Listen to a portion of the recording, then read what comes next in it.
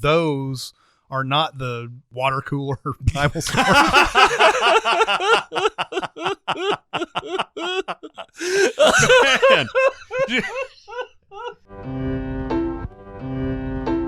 Welcome to SinCast, presented by Cinemasins.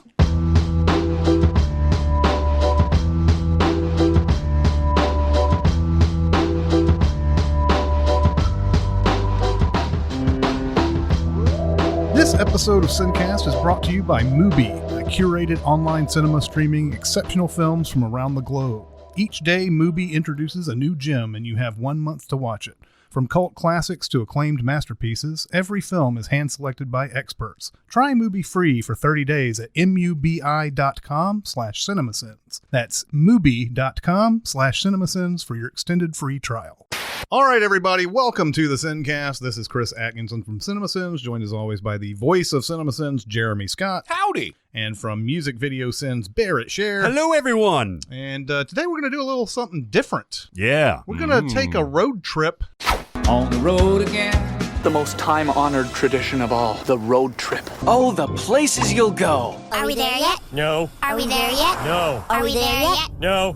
Yeah. We're going to start alphabetically. Yeah. And we're going to do Alabama and Alaska. Uh-huh. Alabama, Alaska, Arizona, Arkansas. Now You know all of them? What he said. No, I only know like the first five. Oh, okay. And then I'll always transition I into thought Do for Your Ears Hang Low. sure you were going to go through all 50 there. Nope. I thought for sure you're like, I know this song by heart. I can go through it. Give me 1 second. Let me pull. I want to give credit to the person who kind of suggested this. No! It wasn't Charles Bone. Everybody listening to this is going to This be wondering was why we keep our talking idea, about him. and it has always been our idea.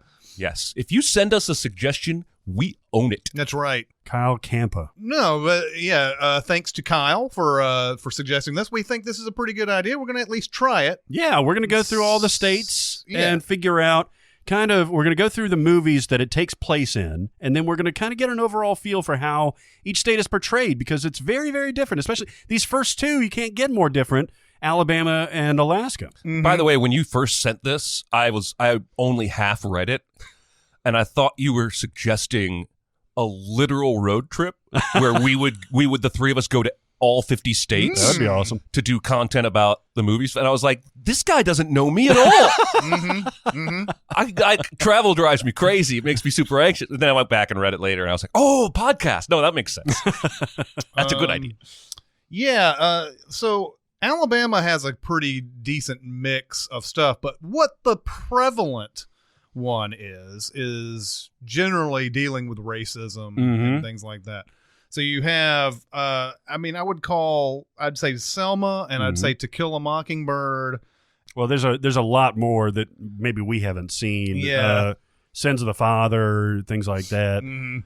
But yeah, typically it's associated, and really all the southern states are associated a lot with deep-seated racism, deep-seated, rednecks and things like that. Well, and there's a reason for that. Yeah. Yeah, there is. It's not like that reputation is unearned. Yeah. No, It's just that it was earned by our forefathers and generations behind us, and not necessarily us. It's absolutely true. However, I do feel like when a studio wants to make a film in the South, that's their backdrop almost every time. Sure. Although this there are a lot in here that don't have to deal with racism, like fried green tomatoes and stuff like that. So you have some of those deep Southern fried romantic comedies, and then there's one that I think a lot of people love. My Cousin Vinny is also in Alabama. My Cousin Vinny starts off with that, stereotypical redneck story, but it definitely adds. I love that movie. It definitely adds some nuance to it, especially with the Fred Gwynn character, the judge character, the prosecutor. Yeah, the Fred Gwynn character seems like he's just going to be some backwoods judge who doesn't know what's up, but he's always on to him.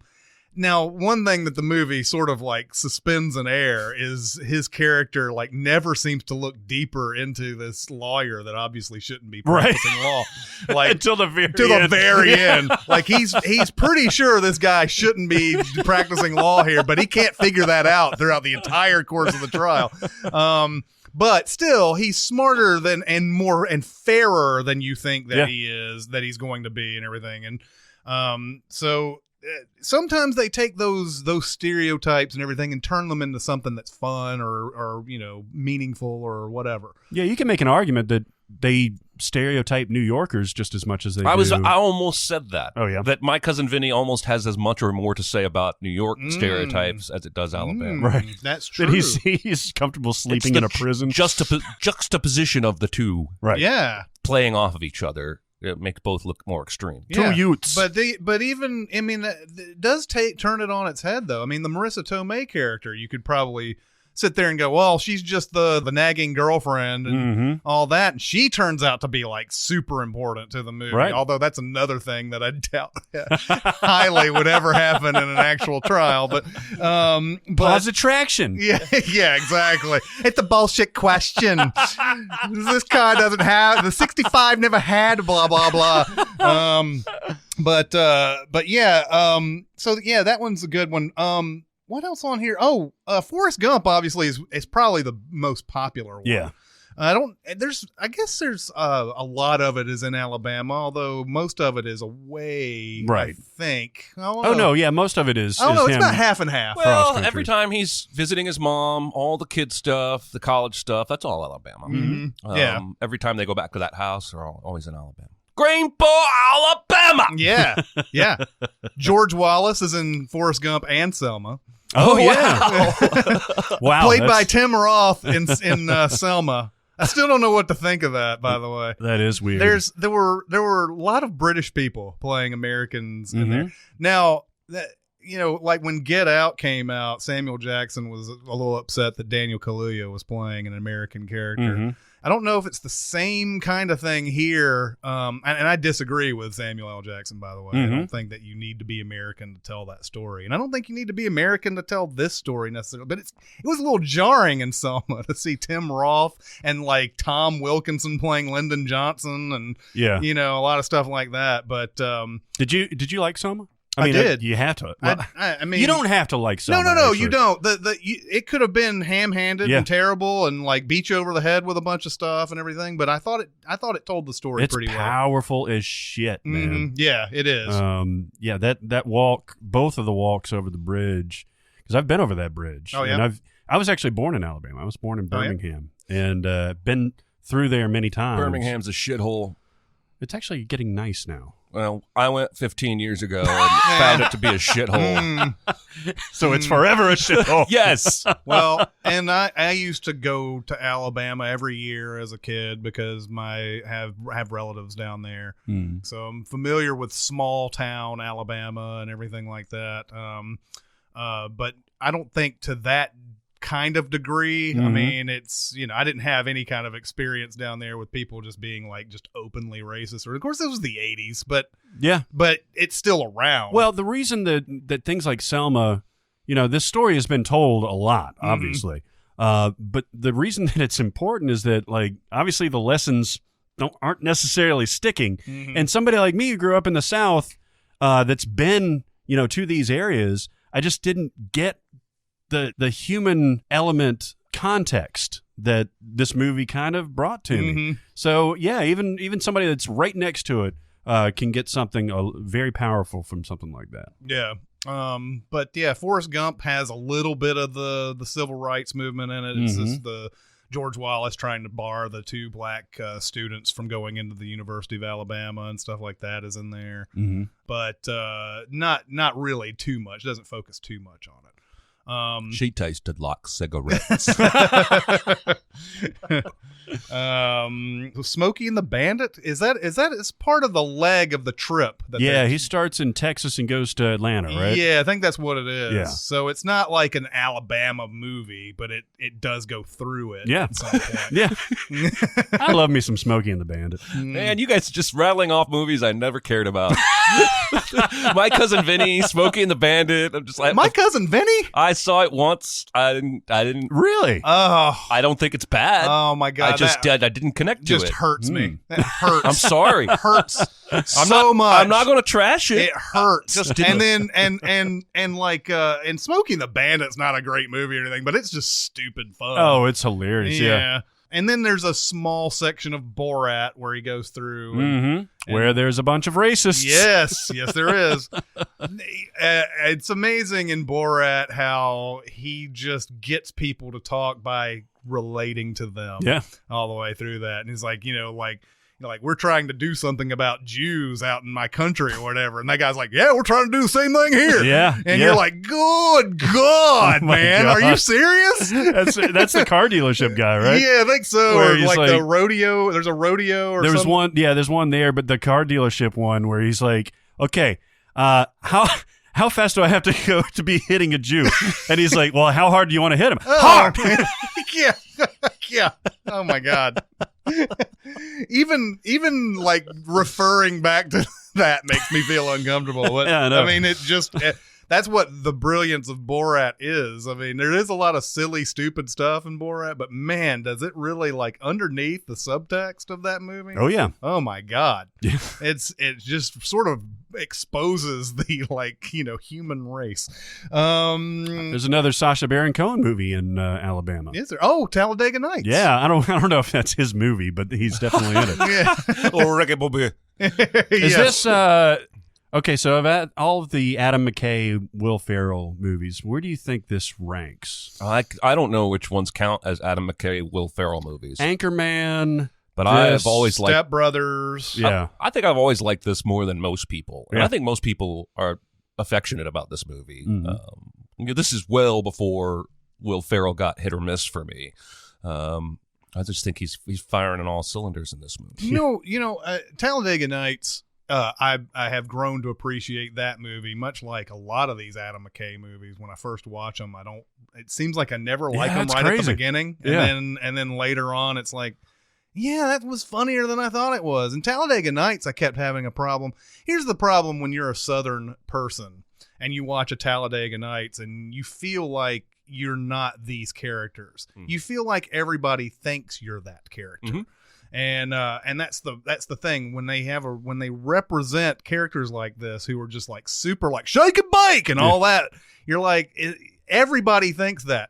I remember when I moved to New York. First off, I don't feel like I have a Southern accent. Like when I listen to myself, I'm like I don't really hear it. Like I can hear it in other people and everything. When I went to New York, I might as well have been in Deliverance because those guys were like, man, you have a really different accent. I'm like, yeah, I guess. And so like, I remember one person asking, did I grow up on a farm and all that? Yeah. And like, I was like, well, Everybody who has a Southern accent grew up on a farm. No, definitely. I was like, definitely. well, no, I was close to a few, but I didn't grow up on one. There's actual cities and stuff. And, buildings with indoor plumbing. Right. Well, and this is we've all talked about this before, just about Nashville, and it's you see it on like a Titans broadcast on a national network when they come back from commercial. They're always showing you the honky tonks on Broadway and the boot store and the Ernest Tubb Records, and they're not ever showing you. So your perspective is warped into thinking this is what Nashville is, and I guess from a tourist perspective, there's a certain amount of that. But it's frustrating to be a resident of Nashville and know how much we have to offer that has nothing to do with country music, and not ever see it represented. It's frustrating. Yeah. The movies do the same thing, and to a certain extent, they're just playing to the crowd. They're just fulfilling expectations. Yeah. We expect people in Alabama to be a little redneck now and then, so let's dial it up for the movie. It'd be nice every once in a while. I know it's easy for them to hit Broadway, especially from the stadium and everything like that. And I don't know if that's what factors into their decision or whatever, but I would like them just once to go to Exit End or the End or a lot of places on a West End and all these places. that would just sort of show a different slice of life than the fucking Elvis that's outside, and it would be nice just once, maybe it's just ease of access. I don't know. I mean, there's plenty of places in downtown that are out peripheral to that are interesting too. All these restaurants, shops. Go up to things like Pinewood that. Social and film some bowling or something. I mean, we're a metropolitan city now, bitches. Yeah. I didn't. We got wear a soccer boots. team. Just like Powers Booth said in the opening episode of Nashville, we are an international blah blah blah. I don't know what he said. Some city that was. I was like, I guess so. I guess we're kind of that. I mean, it's like he made this whole thing like we're like some international like New York City type of. We're not there yet. Yeah. By the way, speaking of Nashville, my buddy Josh Child, his older brother Jeremy, was on that show for a while, and it was just announced a couple days ago. I don't know if you saw it, that he's been cast in season 3 of Preacher. Oh, really? In a recurring role. Oh, cool. And what's extra cool about that is that Jeremy used to talk ceaselessly to me about the Preacher comics. Really? 20 years ago. Huh. He was obsessed. He loved it. So when they announced this show, I imagine he was probably pretty geeked. They're finally making a show out of my favorite comic that nobody ever read except for me. Now he's cast in the show. That's awesome. Anyway, I think that's awesome. That's pretty sweet. We also had Walk Hard, but I think that's also another one where it's just kind of like runs through there at one point, right? Yeah. What is there a scene that you're thinking of? No. The scene that I was thinking when they go back to his plot of land when they're older, John C. Reilly is got the old makeup on. He's throwing catch with his kids and everything, and Jenna Fisher comes back and she's like, "Hey, Dewey." And he's like, "Oh, hey, I've lost track of you all these years. Who are you married to?" "Oh, no, I'm not married." And she's like, "It's me, your wife, at 50 years old." Yeah. But yeah, no, I mean, I think because he's got the relationship with Kristen Wiig where he has all these kids. He's got like 6 or 7 or 10 or whatever kids with her. Yeah. So I think they're primary residents. Isn't there there's a scene, I think, where there's like you have one kid running around, one's in a crib, one's being held in her hands, and she's pregnant with another. Well, and then when he storms out, he's like, I don't need you. And he points at the baby. He's like, I definitely don't need you.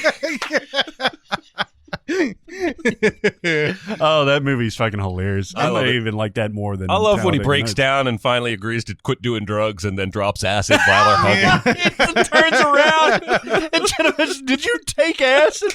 And he's like, "No, it's PCP." Oh man.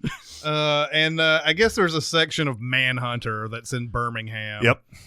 What section is that? That's the one where he calls the killer son of a bitch. A Oh, bunch yeah. of times. Oh, yeah. William Peterson.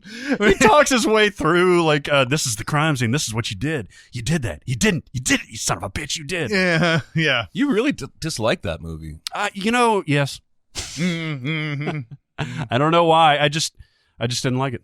Well, if that's the case, then Red Dragon also has a scene that takes place in That's true. Alabama. Oh, yeah. Mm-hmm.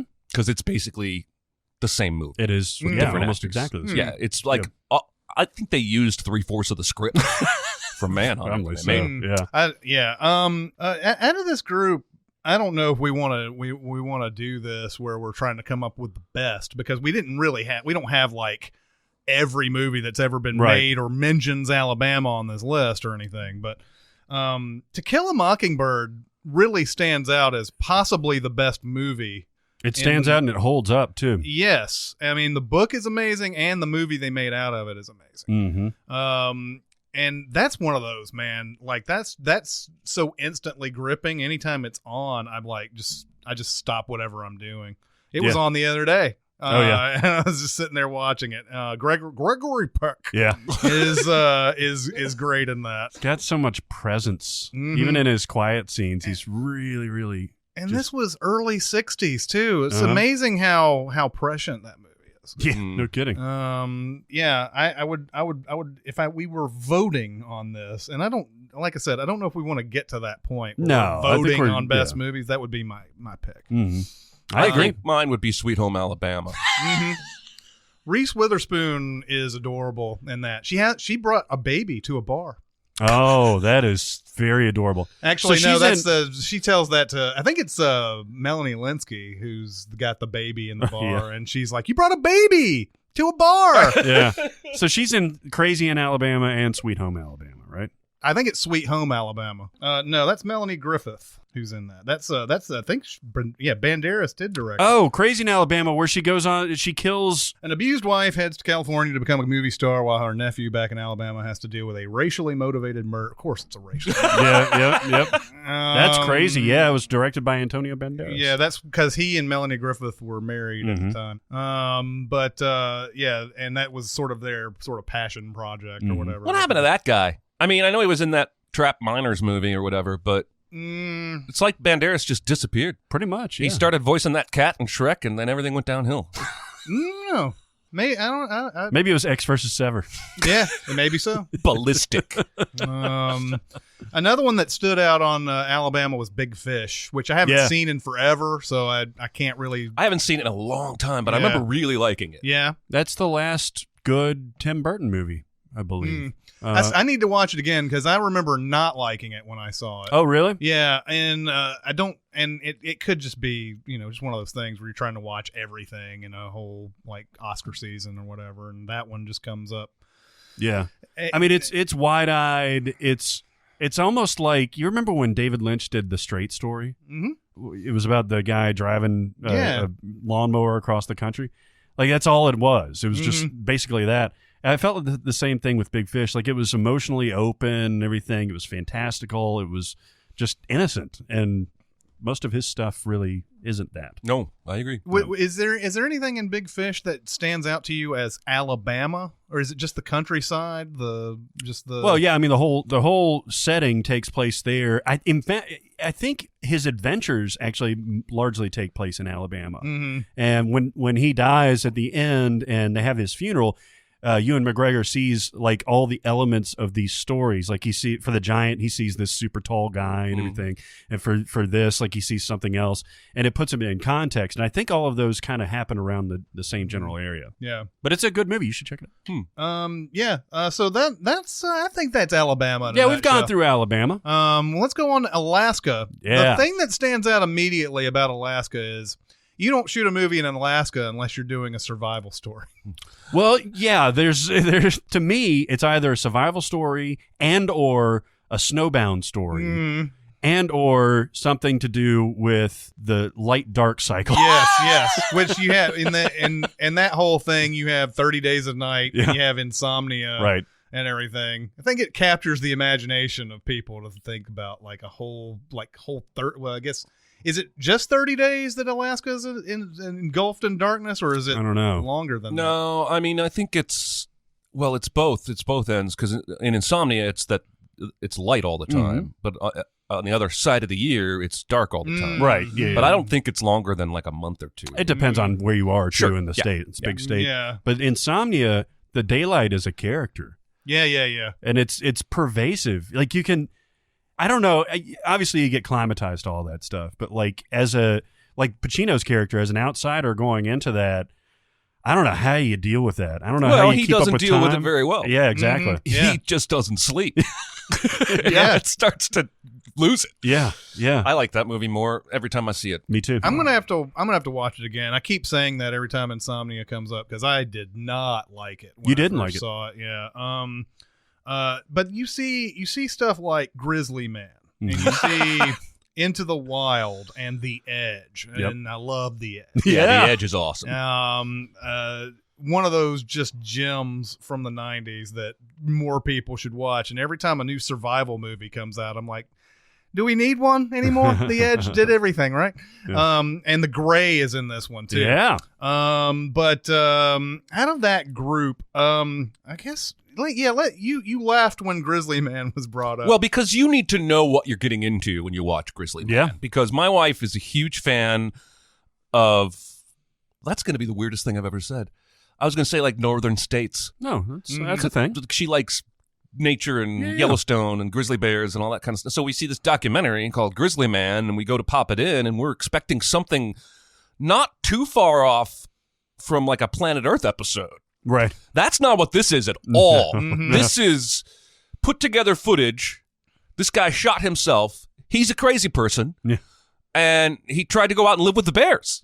And they ended up eating him. Yeah. And He's really fucking weird. He is. And the whole, I mean, I think it's a worthy watch. I would even recommend it, but you need to, it was such a bizarre experience for me, thinking I was going to get one thing and then getting this completely opposite thing. You're probably That's thinking why I chuckled when you bring up Grizzly Man. like Jeremiah Johnson or something, right? Well, Is what you yeah, thought I was expecting like White Fang or something. I don't know. You know what I mean? Like, I wasn't expecting which is also set in Alaska. Yeah. Yeah. So's Mystery Alaska. Yeah. Did you ever see that? Oh, yeah. Yeah, I'm that's a where hockey they fan. take on the New York Rangers. The Right? New York Rangers in a stunt that would never happen. I know. But yeah, the getting back on Grizzly Man, like that's one of those that Werner Herzog did that movie. Yep. And it's I don't know. Yeah, the dude is weird. Although you do sort of latch onto his cause. He's trying to make sure that the bears are protected and not getting shot and all that. And from what he's saying, it sounds like nobody is around to help them out and nobody cares, and he's the only one who does. That's the reason why I think he's so driven in this movie. Yes, he is a crazy person, but you know, it's one of those type of things where if you have a singular cause in your life and you see nobody else doing anything about it, you're going to take that upon yourself. And I think the sort of the moral of the story is that he sort of gets lax, I guess, with he thinks that the bears actually care about him and everything. Right. It's easy for us humans to believe that the animals around us that just tolerate us or whatever love us. Yeah. And so like, especially if it's getting to a situation where they're hungry or anything like that, they'll give two fucks about you. Yeah. You know? Yeah, that's what always kills me about you ever seen that viral video of the lioness that somebody goes back to the safari after raising this lion cub? Oh, yeah. Mhm. And, she And hugs it's I him. will always love you and hugs. Yeah. That is not a good lesson to be No. telling Well, people. no, it's not. And like, my wife and I like to think of our cats as, you know, that they love us or whatever, like we're their parents or what have. I just read this article a couple days ago. A new study shows cats probably just think humans are big cats. Mhm. They don't like have an emotional attachment to us the way that we think they do. We create that in our minds. I'm pretty sure that's what this guy did with the Grizzlies. I think at first you see him, he's like, you got to be careful. You got to be careful about this stuff, you know, like, you know, and you see him just kind of being that way. But I think as you see him shooting day by day by day, he's sitting there going, he thinks he's one of them almost. And there's a point where Werner Herzog actually listens to the audio tape of him dying and everything. And it's just him, like they just take a shot of him listening to this through headphones. And he tells I guess it's the sister. Yeah. I think it's the sister. He's like, don't ever listen to this recording. You should get rid of this immediately. You know, and I imagine it's just the most awful thing that you could ever hear. Yeah. It's the real life version of The Revenant. Yeah. Yes, it is. Which is not set in Alaska, Yeah, exactly. even though it feels like it is. That is correct. I guess you could lump all those other survival movies in, but they all have different sort of things. The Edge, The Gray, and Into the Wild. Into the Wild's another sort of crazy person. Well, type that's thing. not really a survival story, is it? Oh yeah, It does. Did you like Into the Wild? yeah, I did. I really liked Into the Wild. You didn't like it? Not so much. I really did. I read the book too. I've read most of Krakauer's books, Mhm. but that was one movie I just didn't. Same with the book. The book didn't really grab me as much as Into Thin Air did or Under the Banner of Heaven. Yeah, Into Thin Air is great. Yeah. He likes to start his books with prepositions. Does he? I didn't know that. Is that a preposition? Are they prepositions? I mean, I think he's got an into or a, yeah, I guess so. I was never very good at math. Did you guys watch that? Did you guys watch that new Incredibles trailer? Yeah. It's like, why would they change math? I like Into the Wild because I mean, I first off, the Hal Holbrook performance, which should have won the Oscar that year. Hal Holbrook's amazing in it. This is the first time I thought Kristen Stewart could be an actually great actress too, because we had only seen we had seen just a little bit, but yeah, those performances, and then just the actual story himself, the story itself, where a person can take all the precautions in the world and not know and not think sort of fourth dimensionally or whatever you want to. Like the theory in Into the Wild is that he crossed a river that was frozen, and then he didn't realize it was going to be melted by a certain point in time. Even in a month that you would think wouldn't melt a river or whatever. Right. Like you think that's always going to be frozen because you're in Alaska and whatever. But him having to trying to survive all these days while that river rages and there's no way to get back to where he's going and everything. It's it really appeals to me. I understand that, characters who do stupid things, a lot of times we sit there and go, well, he deserved it. He didn't, if you're going to be stupid, that's what's going to happen to you. But, it's fascinating to study those characters. Yeah, and the whole stuff leading up to that is really, really compelling. Good actors. Vince Vaughn is in this, Vince right? Vaughn. I think Jenna Malone plays his sister. And Emile Hirsch is really good. Yeah. Sean Penn directed it. Mm-hmm. But I really did like that. I like all these. The Edge is one of those just Anthony Hopkins and Alec Baldwin chewing on David Mamet screenplay. It's just that's another just a fun one. And then The Gray, even Liam Neeson versus Wolves. Yeah, I like Me the Gray. Yeah, man, it's great. It's really good. I like it a lot. It's great. It's great. This is great. GREYT. I feel like I'm not looking at the list that you guys put together, but I feel like we're missing something. Well, we're missing a lot of early films. There were a lot of pre-60s movies set in Alaska for whatever reason. Well, because it was probably more exotic to our culture at that time. Yeah. Alaska's a weird fucking state. It's so far away. It's so ginormous. And Yeah. so geographically different than any other U.S. It's just like Hawaii. Like another Canadian province. Yeah. I never understood how Alaska didn't become part of Canada. And how Hawaii didn't become part of the Pacific or whatever. That's so fucking Hawaii is so fucking far away. It is. It's almost like we were playing a game of Civilization and we're just like, oh, there's an island, better claim it before my opponent does. Yeah. But yeah, I don't know how much we are missing. I mean, we didn't really get into 30 Days a Night. That's a movie that I don't like very much. No.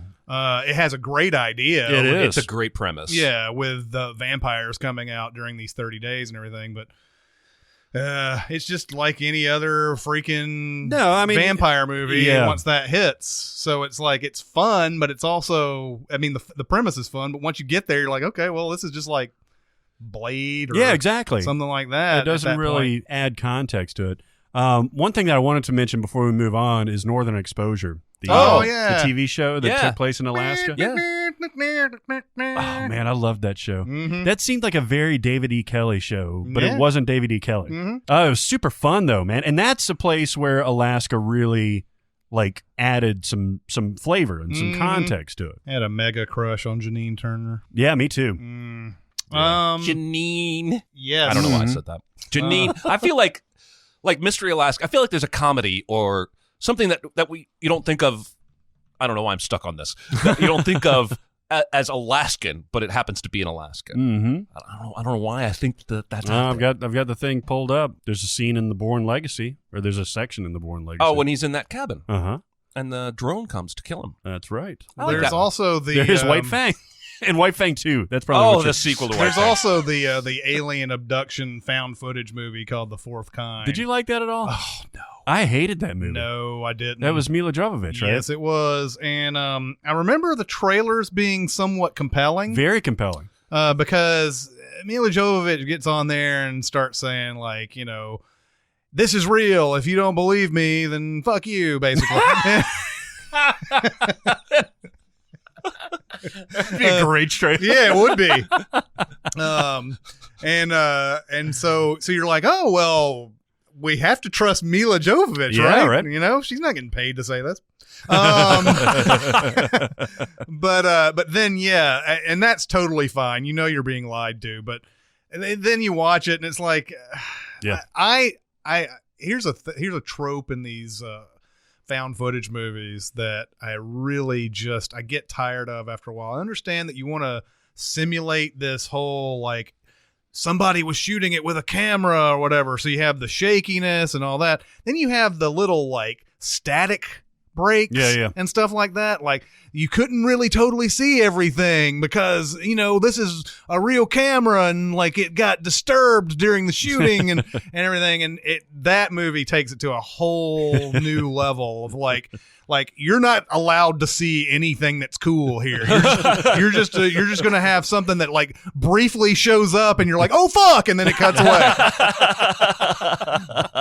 So yeah, I didn't like The Fourth Kind at all. Yeah, me neither. So overall, like you said, survival movies, remoteness, light cycles, things like that. And hockey. And hockey. And hockey. Then out of these, I would recommend the most Insomnia. What about that Paul Walker Good. dog sled movie?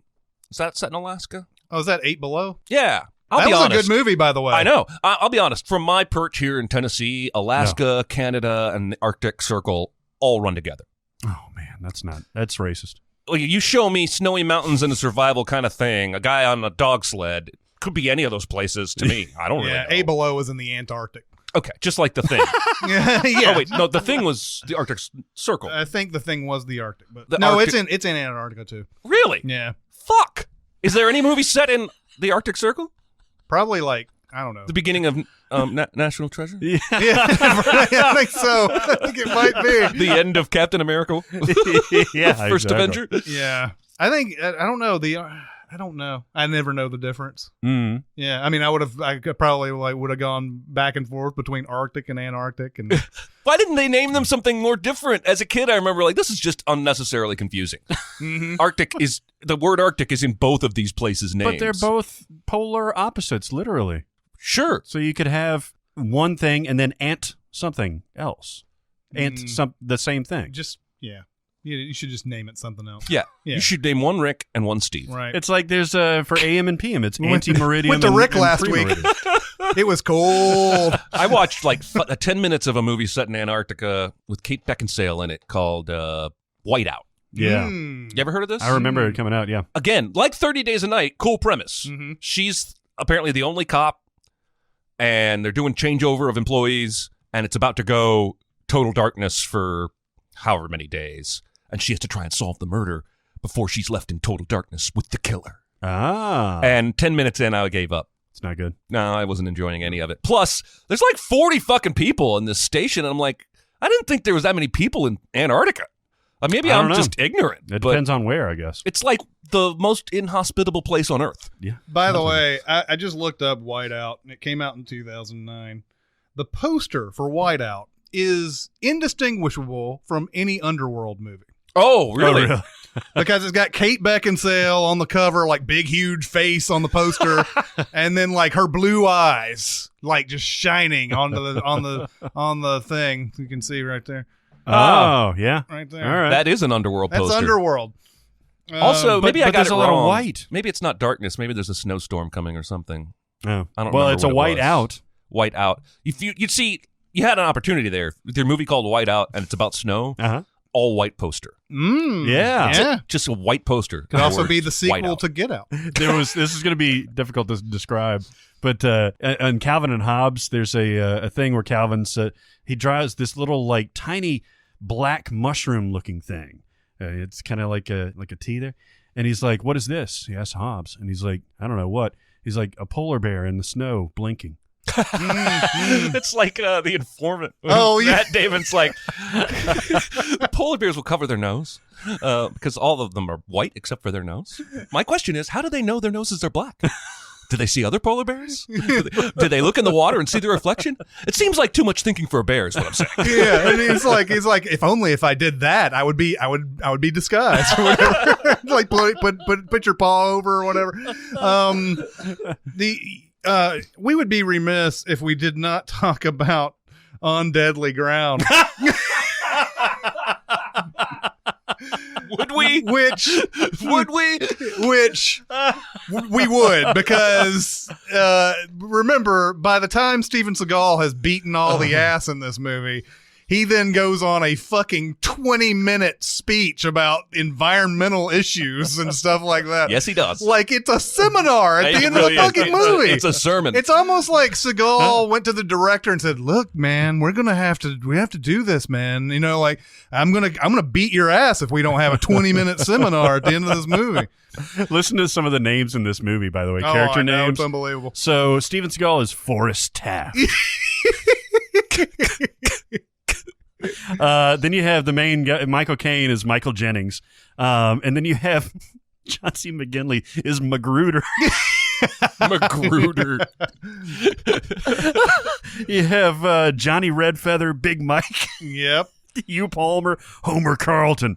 Yeah. Just a lot of like testosterone based. Oh, yeah. Yeah. Oh God. So those are the first couple of states. We'll see how this goes. You know what I like about this already, talking about this, is we're getting to talk about movies we don't generally get to talk about. Yeah, not on Deadly Criminal. Well, yeah, sure. I But don't think that's come up before. but we've also not talked about like some of these other movies. Like we get to talk about the best of the best of the best sometimes. And sometimes we get to our like, you know, oh, here's a little scene gem or whatever. But focusing it on this sort of put some other movies out there that we may have not talked about a lot before and everything. So so far I kind of like that. Me too. You want to go do some rants? Yeah, let's do some rants. Do it, baby. I feel like I'm taking crazy pills! I'm as mad as hell. You've never seen me very upset. Lord Jesus! Lord Jesus! Why you always just with me? I told you downstairs I didn't prep for the show. I'm gonna have to do it on the fly. You want to start with All a right, rant? I'll start with one. This is a simple one. 50 Shades Freed made 38.8 million. God damn it. Domestically, made 100 million worldwide. God damn. Wow. What are we doing wrong? I don't know.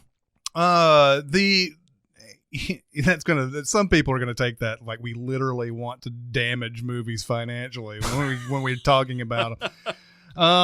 But okay, so the movie didn't make as much as 50 Shades Darker did in its opening weekend, and it won't make as much overall. Mm-hmm. So there is some fatigue there. But after you watch 50 Shades Darker, and I believe all three of us in this room watched that. Unfortunately. Yeah. What was it about 50 Shades Darker that made people go, I want to see the third chapter? Okay, I have a theory here. Mhm.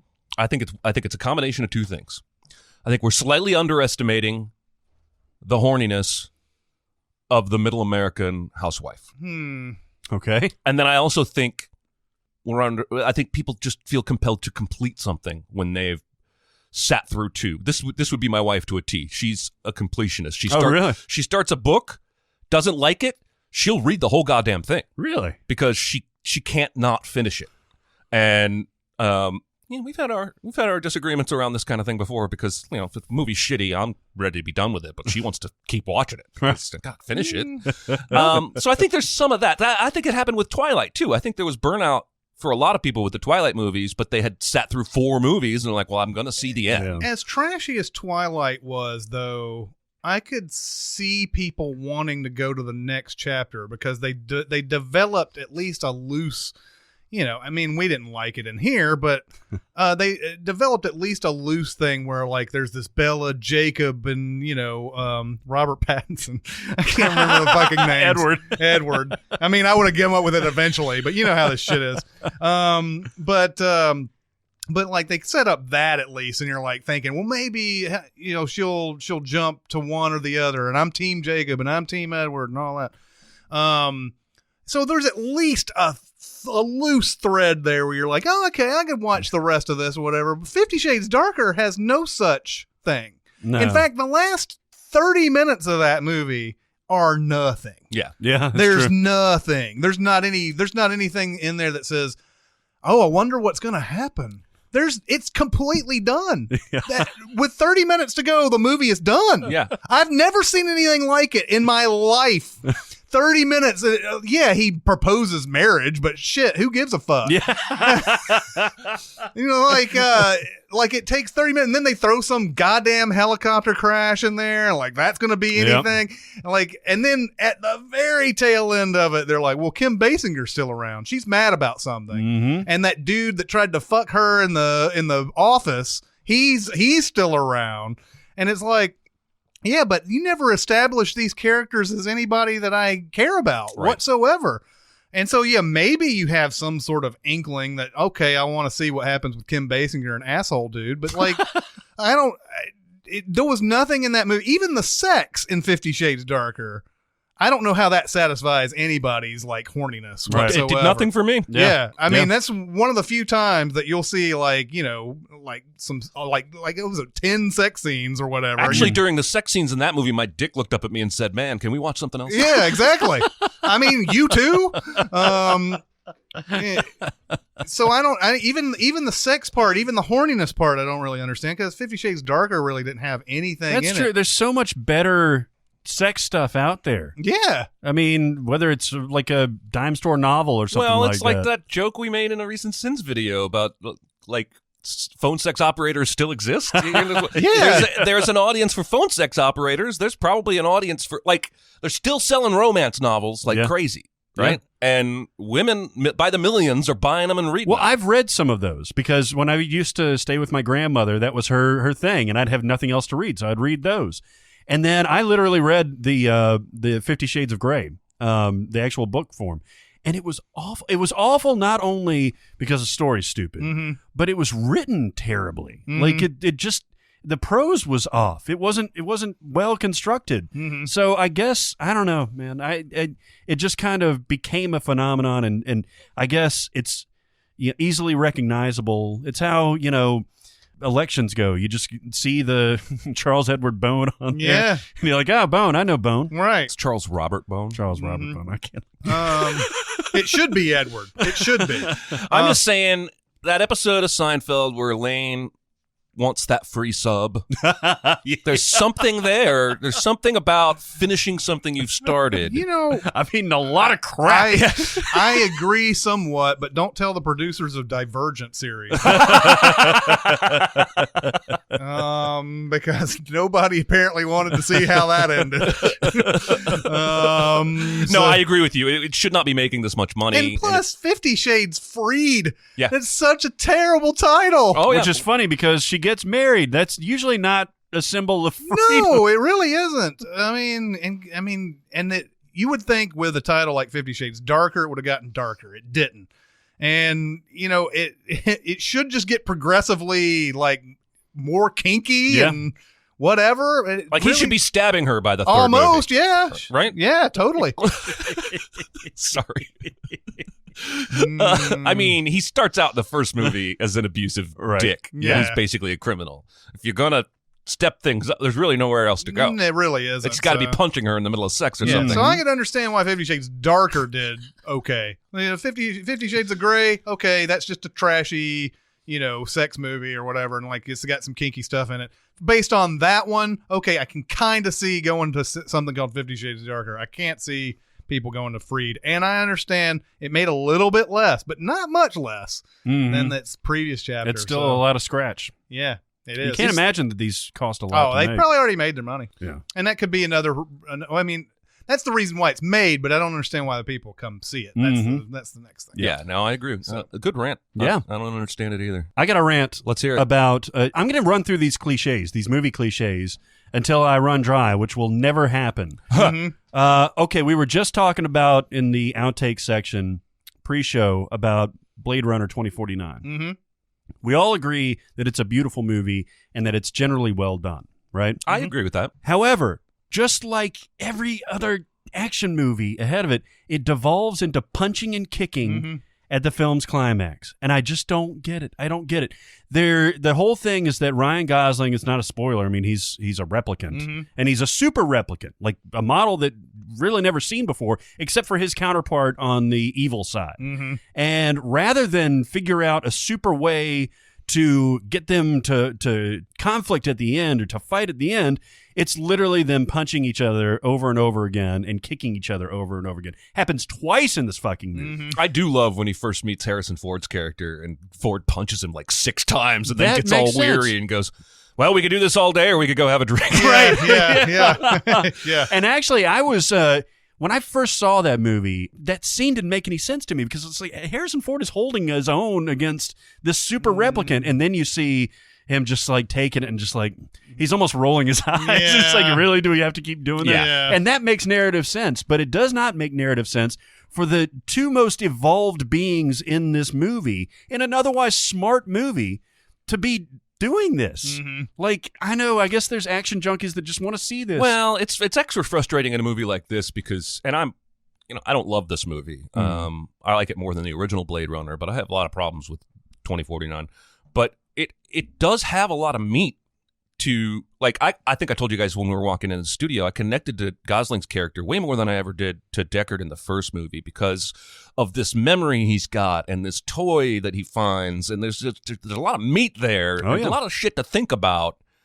Yeah. Well, let's punch each other at the end. Yeah, exactly. It's frustrating that the meat can't be part It would of have been the nice ending. if Harrison Ford just said, hey, we can start punching each other the whole time, but it would be a worthless endeavor, and then just go ahead and just say, just go ahead and go straight to the drink. Yeah. But they kind of wanted to, I think they kind of wanted to do this whole like Elvis hologram thing Which or is whatever, interesting, yeah. which is fun, but like it just, sometimes you got to cut out the things that you like. Right. when you're making in a 2 hour, 40-minute movie. Yeah. That's what I always would. Okay, that's what people sometimes ask me for like advice about writing. Not that I'm like a famous author or anything, Yeah, but you that's are. what I always tell people is if you don't cut something that you like, if you don't cut anything that hurts to cut, then you probably haven't cut enough. Oh, yeah.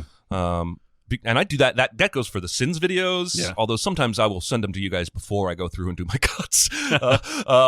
That's the way I do the novels that I write. It has to hurt. Something has to come out that hurts. Well, and this is something that M. Night Shyamalan was talking about with The Sixth Sense, because he said that he wanted to have, I can't remember what scene he wanted at the end of this, but it was something. It was beautifully written. He said, I just really, really wanted to put it in there, but then I realized that at the end when she drops the ring and that she kind of feels that he's there and everything, he didn't need to have a big speech at the end. I think that's what it was. Bruce Willis was going to have like say something, and he said, when you go to film school, one of the first things they tell you is be prepared to cut your favorite scene out of this. Yeah. And it's what he realized he had to do with The Sixth Sense and everything. Interesting M. Night Shyamalan, by the way. Mhm. Like what a weird peak and valley that guy's had. No kidding. Well, he's on the comeback road right now. Yep. We'll see if Glass turns out to be The Village 2. Well, I bet you the climax will include punching and kicking between David and the probably Horde. will. Yeah, I was frustrated with Blade Runner 2049 that his character seems to have conflict about whether or not he's a replicant, because when he finds the toy, spoilers, skip 5 minutes. When he finds the toy, he goes back to Joy and was like, "You were right." Mm-hmm. And Joy had been telling him he was born. He wasn't a replicant. I don't know. But then he runs through a marble wall like it's no big deal. And I'm But like, he still knows his capabilities, though. I guess it never really entered my mind watching this movie that he might have been born of a replicant and be part replicant. I just, for some reason, was assuming he was human during the parts of the movie that were suggesting he had been born.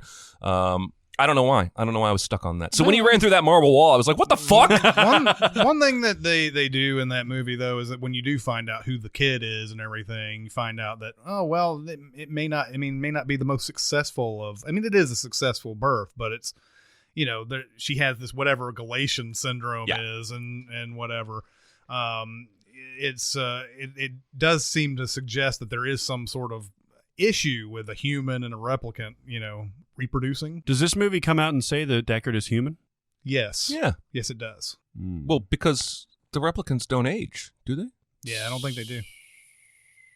Oh. We don't have any frame of reference other than Harrison Ford, and they didn't do that whole digitally young him back or anything like that. Thank God. Young him back. Young him back. Dial him back to Han Solo years. Like they did Sean Young. I think they did, though. I think they did. And they would have done that with Harrison Ford if he didn't age, because they did that with Sean Young. Well, and otherwise they're saying that two replicants could fuck and have a baby. That's kind of how I took it, actually. Really? That's interesting. There may be some section. I'll scrub back through it. I could have sworn there was one section where they said what model number Deckard was. That they said he's a Nexus 8 or whatever, and unlimited lifespan. Maybe they did. I'll go back through and double check that. But I know that there was always a conflict with Blade Runner with the director and Harrison Ford as to whether he was or wasn't, and that's why that scene was tacked on at the end. Well, and the Harrison Ford and Rutger Hauer did not like the idea that Deckard was a replicant because it was supposed to be human versus robot, whatever.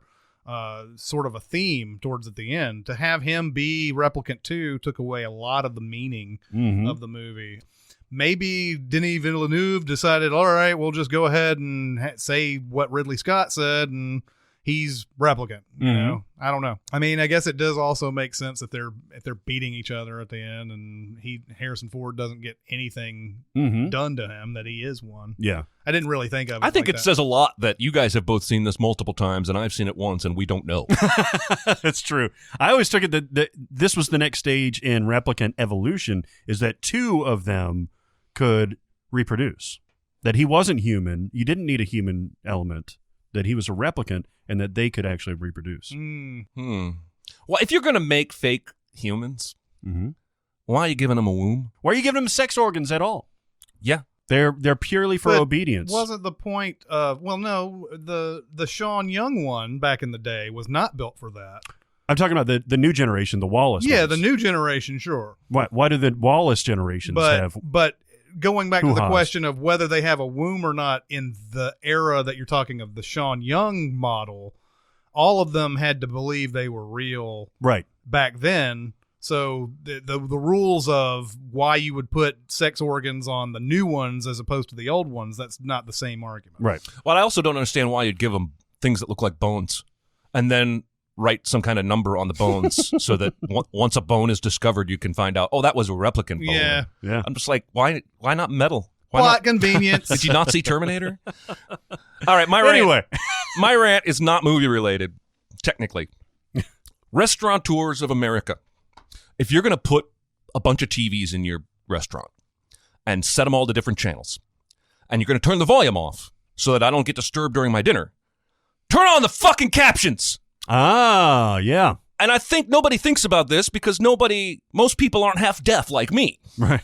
But I watch everything with the captions, whether I'm pleasure viewing or writing sins or what have you. I need it because I can't understand. It's actually frustrating to go to the movies sometimes because I can't understand what certain characters are saying because I don't have the captions there in front of me. But I don't understand how we got to this point. Let's spend thousands of dollars on big flat screens, throw them up there on the wall for people to have something to look at, but not let them understand what's going on. That is weird. Especially when you set it to ESPN and it's some talking head show. It's one thing if it's a sport, because I can watch a sport without audio and know what's going on. That guy just scored a touchdown. When it's a talking head, I have no fucking clue what he's saying. Why is the TV even there? I might as well be looking at a corner. I don't know. Normally, when I see this at restaurants, they do have the captions on. So that's Really? odd. I've been to 3 places in the last week that none of them had the captions on. Really? A Mexican place, a bar and grill, and I forget what the third place. I think it was just a bar. Fine dining. I'll see it usually if they have multiple TVs. It's like one that will have it, and then the others don't or whatever. I do know that there also are people out in this world who are like, could you just take the captions off? Oh, yeah. Like they can't deal with it when there's captions. I don't understand that TV, at all. Because they can't avoid looking at it for whatever reason. Interesting. So there is that too, but I think it's more along the lines of what you're saying is that they're not thinking about putting the captions on in the first place because why would we or whatever.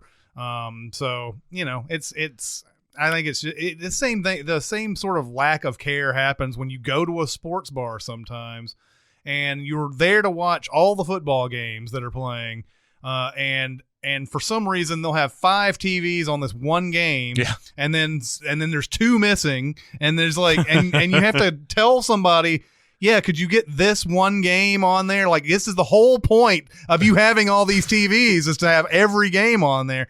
And like sometimes that happens when the changeover happens at 3:15. There's all these new games and whatever. they'll keep things on that same channel sometimes, and it won't flip over, and you're like have to go and tell somebody this is the bowling. whole reason you exist. Yeah. Is because of this. Yeah, it's bowling or it's women's basketball, and nothing against women's basketball. I'm here to watch football. Or beach volleyball, which has its charms, but it's sometimes you got to tell them, and it takes like 20 minutes to change it. I just want, if you're going to give me something to look at, give me some way to understand what I'm looking at. I totally It agree. doesn't make any sense to me at all, and I feel like way more places don't use the captions. It sounds like you guys have seen the captions at restaurants. I don't feel like I've ever seen them. Well, here's the counterpoint to it, is that if you do leave the captions on and say you're watching a baseball game or something like that, then the captions take up a certain chunk of the screen that you may miss something during like the play. Yeah, I just don't understand I don't why think there's too much thought. you put the TVs up Right. if you're never going to give them a second But you're thought. not really talking about sports though, because you No. can see that visually. I'm saying if there's an actual game on, go over and turn the captions off. I'm half deaf. I don't care. I can tell what's going on in the baseball game, but they don't pay enough attention to even know what's on the TV. But the ones you want captions for are what? Like they just happen to have TV show on, or It's almost always Fox Sports or ESPN or a news channel, and there's a host talking, and I have no fucking clue what he's saying. Yeah. And I don't know why that TV needs to be there. If you want to give me something as a customer to distract me, That's true. it's It just makes no you're sense. only going halfway. Yep. It's really frustrating. Yeah, it's there. Those TVs are there for sports, and when they're not playing sports, they don't They care don't give a what's shit. playing. Yep, I think you're right. You want to talk about Mubi? I can talk about Mubi. Oh, man. Mubi. I obviously have seen a couple of more movies on Mubi. Yeah. Since our last podcast. I've completed the Jean-Pierre Melville thing that they have on there. So I've watched all of them. I watched Army of Shadows, which is really good, and The Red Circle, or Le Cercle Rouge. Ooh. That's the exact French. That is. pronunciation. That's how they say it. Did I tell you guys I taught Mike's daughter how to like fake French? we went over there to Mike's house, and his oldest daughter was playing with a soccer ball, and I said, it's not a soccer ball, it's a football. And in French, they call it le ball de foot. And by the end of my visit, she was saying le ball de foot. Of course. Well, I think Fake I'm going to French. say it for the rest I'm of the a day. bad influence.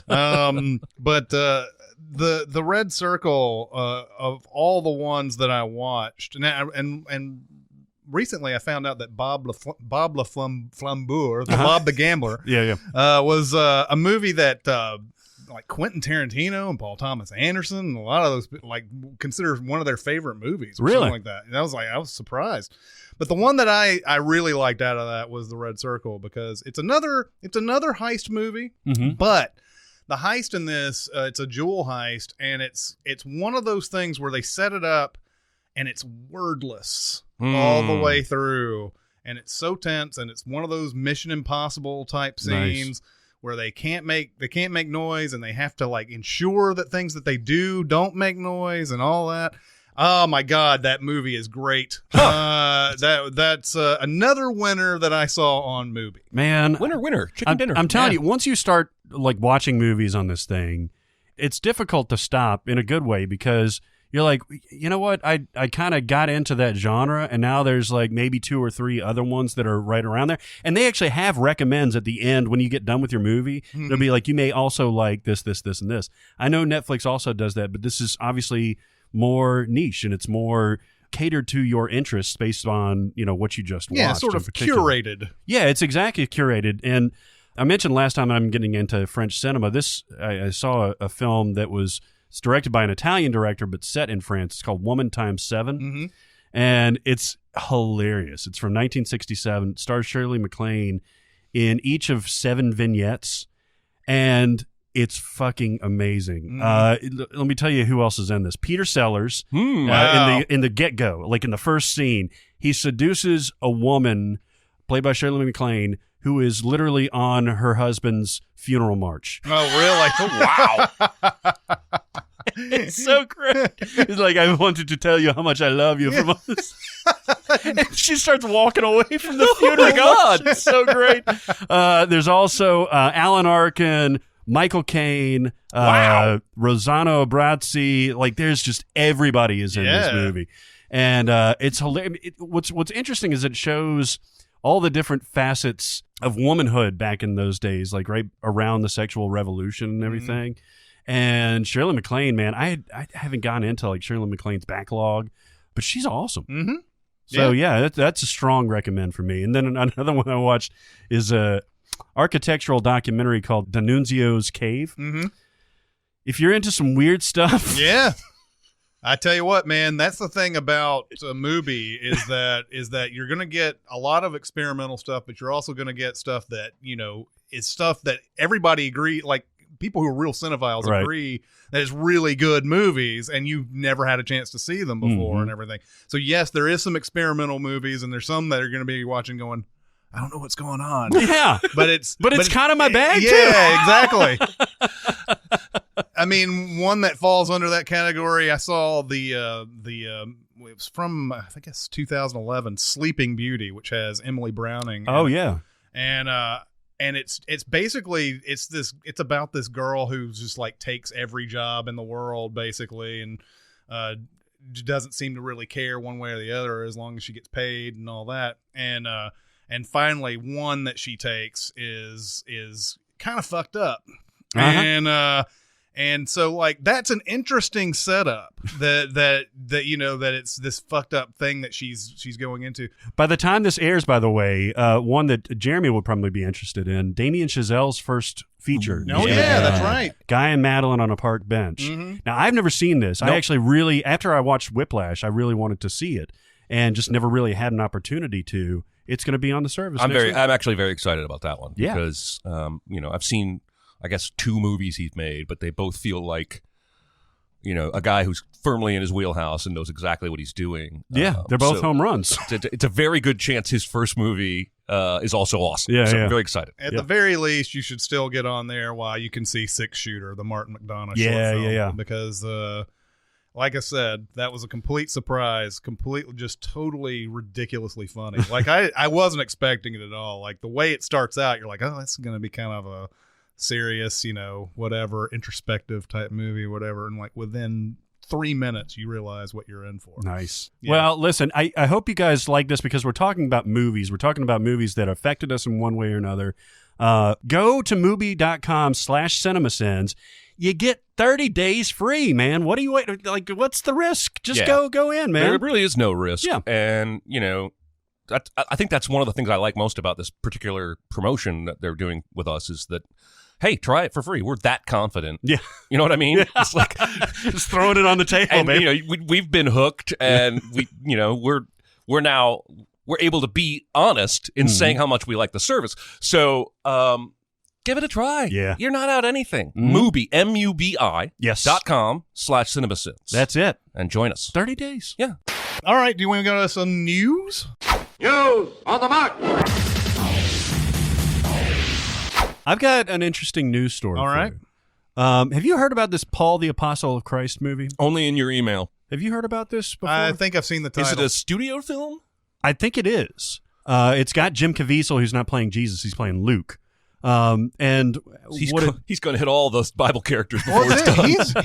he really is a Christian though, right? Isn't that, I believe Yeah, so. I Yeah. think like so. he had this rule that he when he'd have love scenes with other actresses, he would tell them don't get naked or don't like you'd always have to cover up and everything. So like anytime there was like nude scenes called for or whatever, he would always be like, I don't want to be in the same room. I wonder how he ended up in Deja Vu, because that's not a very Christian role. I don't know. He's like a mass murderer in that movie. It may not. He may be fine with everything else, but if you put a naked woman that's not his wife, and I know people like that. Yeah. Well, isn't there somebody who was famous for they wouldn't kiss in their movies because they were so in love with their wife they wouldn't kiss another actress? I don't know. I'm feel sure like, there is. I feel like I read that Story somewhere. like that's got to be true. It's got to be true. Yeah. Gotta be. Anyway, tell us about Paul the Apostle of Christ. It's in a sense a studio film. Affirm Studios made it. Affirm sounds like a Christian studio. It name. does. Here's my question. Okay, so I watched the trailer for it. The trailer actually is interesting. It turns this into kind of like a thriller because Luke is going to visit Paul, the Apostle of Christ. Just Roll like the credits. title promises. Yeah, exactly. who is imprisoned in Rome and is awaiting trial and stuff like that. And it's like, oh, we have to get his letters out, which obviously is the basis for most of the New Testament. We have to get his letters out and everything. And it looks like it's interestingly paced. It's got James Faulkner. It's got Olivier Martinez. Like it's got some really interesting people in it. And I was thinking, like, maybe this will end up being a good movie. And then I was thinking, why isn't this a good movie? Because biblical content has some of the most interesting shit in it ever. I mean, that's part of the reason that the Bible lives on for so long, is that it's got incredibly interesting stories. What are the best Christian movies? Like, what's a really good movie that's based on the Ten Commandments? Should have brought this up when Dicer was here, because he would actually have a lot of knowledge about this. Possibly I'm sure there are some that are good. But as us, Ben-Hur features Jesus in there. Ten Commandments. The Ten Commandments. But those were forever ago. Mm-hmm.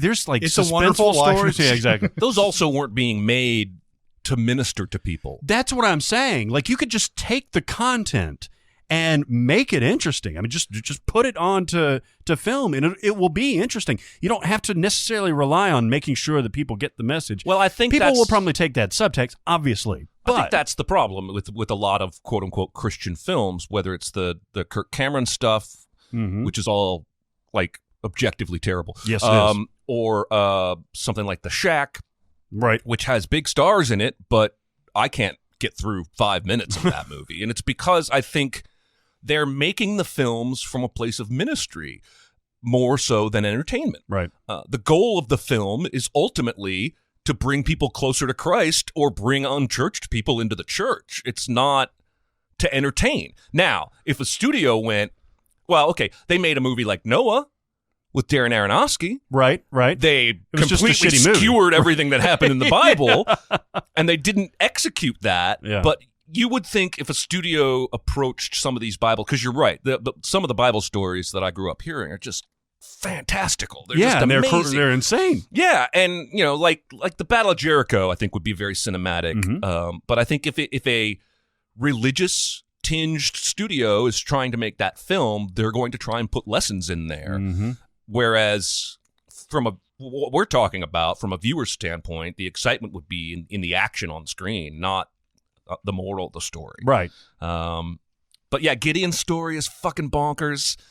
I mean, I was looking. By the way, I there- just described a Bible story as fucking bonkers. That's right. Preacher's And kid. isn't there a Samson coming out too? There is. I saw a trailer for it. Yeah. But it also had the feel of, well, it kind of felt like the 300, if I'm remembering right. Yeah, something like that. But I saw the trailer, and I said that looked pretty terrible too. But, Yeah, it does. And what? Oh, that's out now. Oh, is it out now? Is it really in theaters? When did it come out? What's it called? Samson? February 16th. So it'll be tomorrow. Oh, it's a date movie. Yeah. Valentine's weekend. Yeah, absolutely. Yeah. Since Passion of the Christ came out, I don't think any of these studios have taken their religious content seriously enough at this point. Yeah. The Passion of the Christ was a obviously a marketing wunderkind. Yeah. Where Mel Gibson went around and showed this movie to churches and said, this is this is something that all Christians will want to see, the terrible suffering of Christ and all that. Went around and showed these churches all this stuff, and then they got people to, like, I don't know if you want to say guilted them into it, but it seemed like that. Yeah, you're going to go along with it. I was successful in telling my parents they did not have to see this movie. They were very, like, did not want to see it.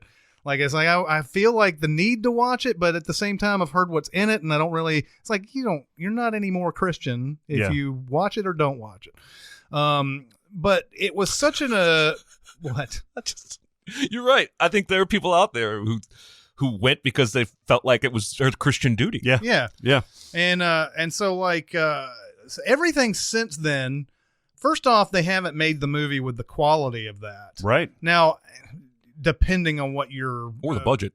Depending on what your definition of quality is on the Passion of the Christ, that movie is very hard to sit through. Well, it's well shot. Yeah. Oh, yeah. I mean, it looks like a movie. It looks like a it studio does, yeah. movie. But everything that has come out since then has been like, oh, they haven't had that same kind of grassroots attention to all these type of movies. They haven't had to go to the church and show them and say, hey, you might want to get your congregation to watch this and whatever. Now they're just coming out with it and saying, well, because this is a religious movie, they'll just come out no matter what. It's what it seems like is happening. That you say, like... No, I'm not disagreeing. I'm sorry. Oh, okay. Ignore me. I'm just making noises. No, it just seems like that's what they're doing now. It's not an event anymore. Right. It's just, oh, well, you went to see Passion of the Christ, so you're therefore going to watch Exodus, Gods and Kings, or whatever. Well, and I also think there's a niche. God, I'm a cynic. I think there's a niche in this Christian movie market where they're just trying to make money. Oh, yeah. Mm-hmm. You can make one of those Kirk Cameron movies for $100,000. Yeah. And if shot on an iPhone, if you put it on DVD and you throw it out there in the Christian bookstores and what have you, you're going to sell enough copies to maybe make $1 million. Mm-hmm. And that's pretty big profit margin. Turn around and do it again. And I think there's an audience for these kind of ministering movies. I think there's an audience of people that like them. My mom likes going to those movies. She loved The Shack. Oh, yeah? Yeah. And I had to pretend that I did too when I was with her. But, in general, I think that what stops the quality from going all the way where we would want it, the three of us in this room, is the intention of ministry. Yeah. The intention of touching people's hearts with a message. And you're also right. I think maybe Noah was a cautionary tale because they threw a lot of money into that, relatively a lot. It was $125 million, and they only made $100 million domestic. So, but 326, worldwide. Yeah. So I don't know. I just wish that there would be some sort of quality attempt that wasn't Noah, to really give us one of these crazy stories. You're right. Jericho would have been like a terrific. Well, that's the thing, right? They always go for these like high profile, everybody off the street has heard this story thing, whereas those are not the water cooler Bible story.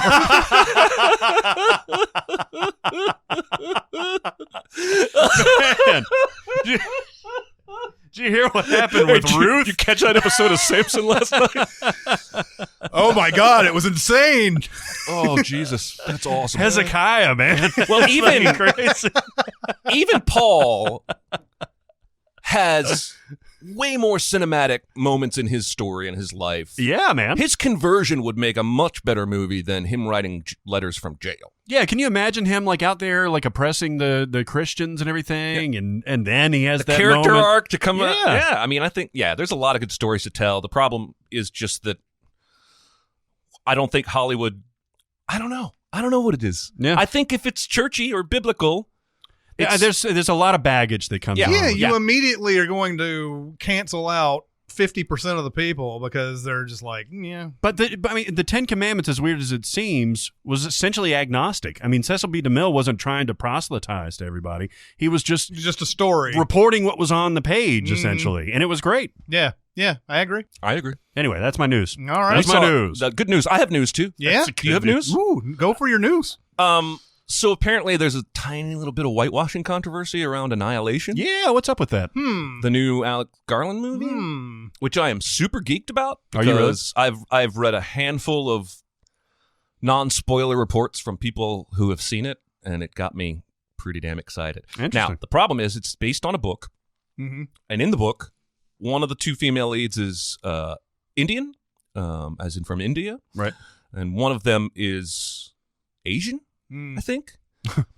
And in the movie, Natalie Portman is neither of them. We have Natalie Portman and who's the other actress? It's another white American. Yeah, it's Jennifer Jason Leigh. Yeah, Jennifer Jason Leigh. Now, first thing I read about was 2-3 days ago, there's some kind of whitewashing controversy. And I saw Alex Garland's quote, and it was something along the lines of, I read a book, I thought it was fantastic, and that's why I wanted to adapt it and make it into a movie. And it just never even occurred to me that this was something I needed to not do. What I want to talk about is that Jennifer Jason Leigh and Natalie Portman have responded, and both of them said, this is the first I'm hearing about it. They never read the book? Okay, that's my question. Now, I'm sure there are actors, probably Christopher Walken, who would take a role and don't do any prep or research. Just walk in and go. right? But it's much more common when you see Brie Larson announced as Captain Marvel, and then the next week she's on Instagram with pictures of her reading Captain Marvel comics. Mm-hmm. She's trying to understand the character a little better. Especially if you have source material. I do not believe script. for a second that Natalie Portman didn't know her character was not American. I don't believe that for a second. Yeah. And it's actually shocking to me that both of them are going with that defense. I don't know. I didn't know. I didn't know it was based on a book. What? I didn't know the characters in the book weren't American? How? I agree that, especially with those two who I deem highly intelligent, that it seems unlikely. However, I can still give them the benefit of the doubt, because there are times that I think certain actors believe that if you read previous material, Yes. you're changing what you would do with the character because the book has a different kind of description in it that sort of colors your perception of what that character is. I do say it is unlikely. Like I would say that it's probably, it's probably 80% unlikely that they, or whatever, that they didn't know. But at the same time, I know certain actors, and this is, beyond any kind of controversy, have said, I chose not to read that book or watch the television series or whatever this is based on because I didn't want to start mimicking that. I want to have my own interpretation of the character. So I will give the benefit of the doubt here. I do say it is unlikely, but you can still have an interpretation. I understand that the screenplay is going to be slightly different from the book, but that's still your character. Like, how do you have a different interpretation of how the book portrays your character versus the There are screenplay? definitely actors that have that stance. They don't want to poison their connection to the character by reading the previous work. And adaptations are famously changing things about characters. So to say that doesn't color their perception a little bit if the author wrote it one way and the screenwriter wrote it another. Yeah. Even if Natalie Portman said, I don't want to read that book to poison my portrayal of the character, I still believe she had to know it was based on a book. And I still believe she had to have picked up some information about that character in the book along the 1.5 year journey of making this movie. Yeah. It probably came up in hey, Natalie, I got the script for Annihilation. Oh, what is it? Well, it's based on a short story, but it's Alex Garland. He just made Ex Machina. Oh, okay, I'm in. She still knew it was, you know what I'm saying? I think it probably came up early, and it rings a little hollow. Maybe part of it was her wording, because she was in an interview, and somebody brought it up, and she said, honestly, this is the first time hearing about it. It feels like a pre-planned answer. Maybe she's talking the first I've heard of the controversy instead of the actual. Maybe. Yeah. I don't. Yeah. I agree that your 80% is probably. Yeah. Again, I'm not saying I know. I said I don't believe for a second, but I obviously don't have any proof. It's just, it really shocked me to see that response, because every few months there's a movie that comes out that gets accused of whitewashing something. We had Doctor Strange, we had Ghost in the Shell, anime Ghost in the Shell, and nobody has ever taken this approach before. I didn't know that person wasn't white. I didn't. They always have some other answer.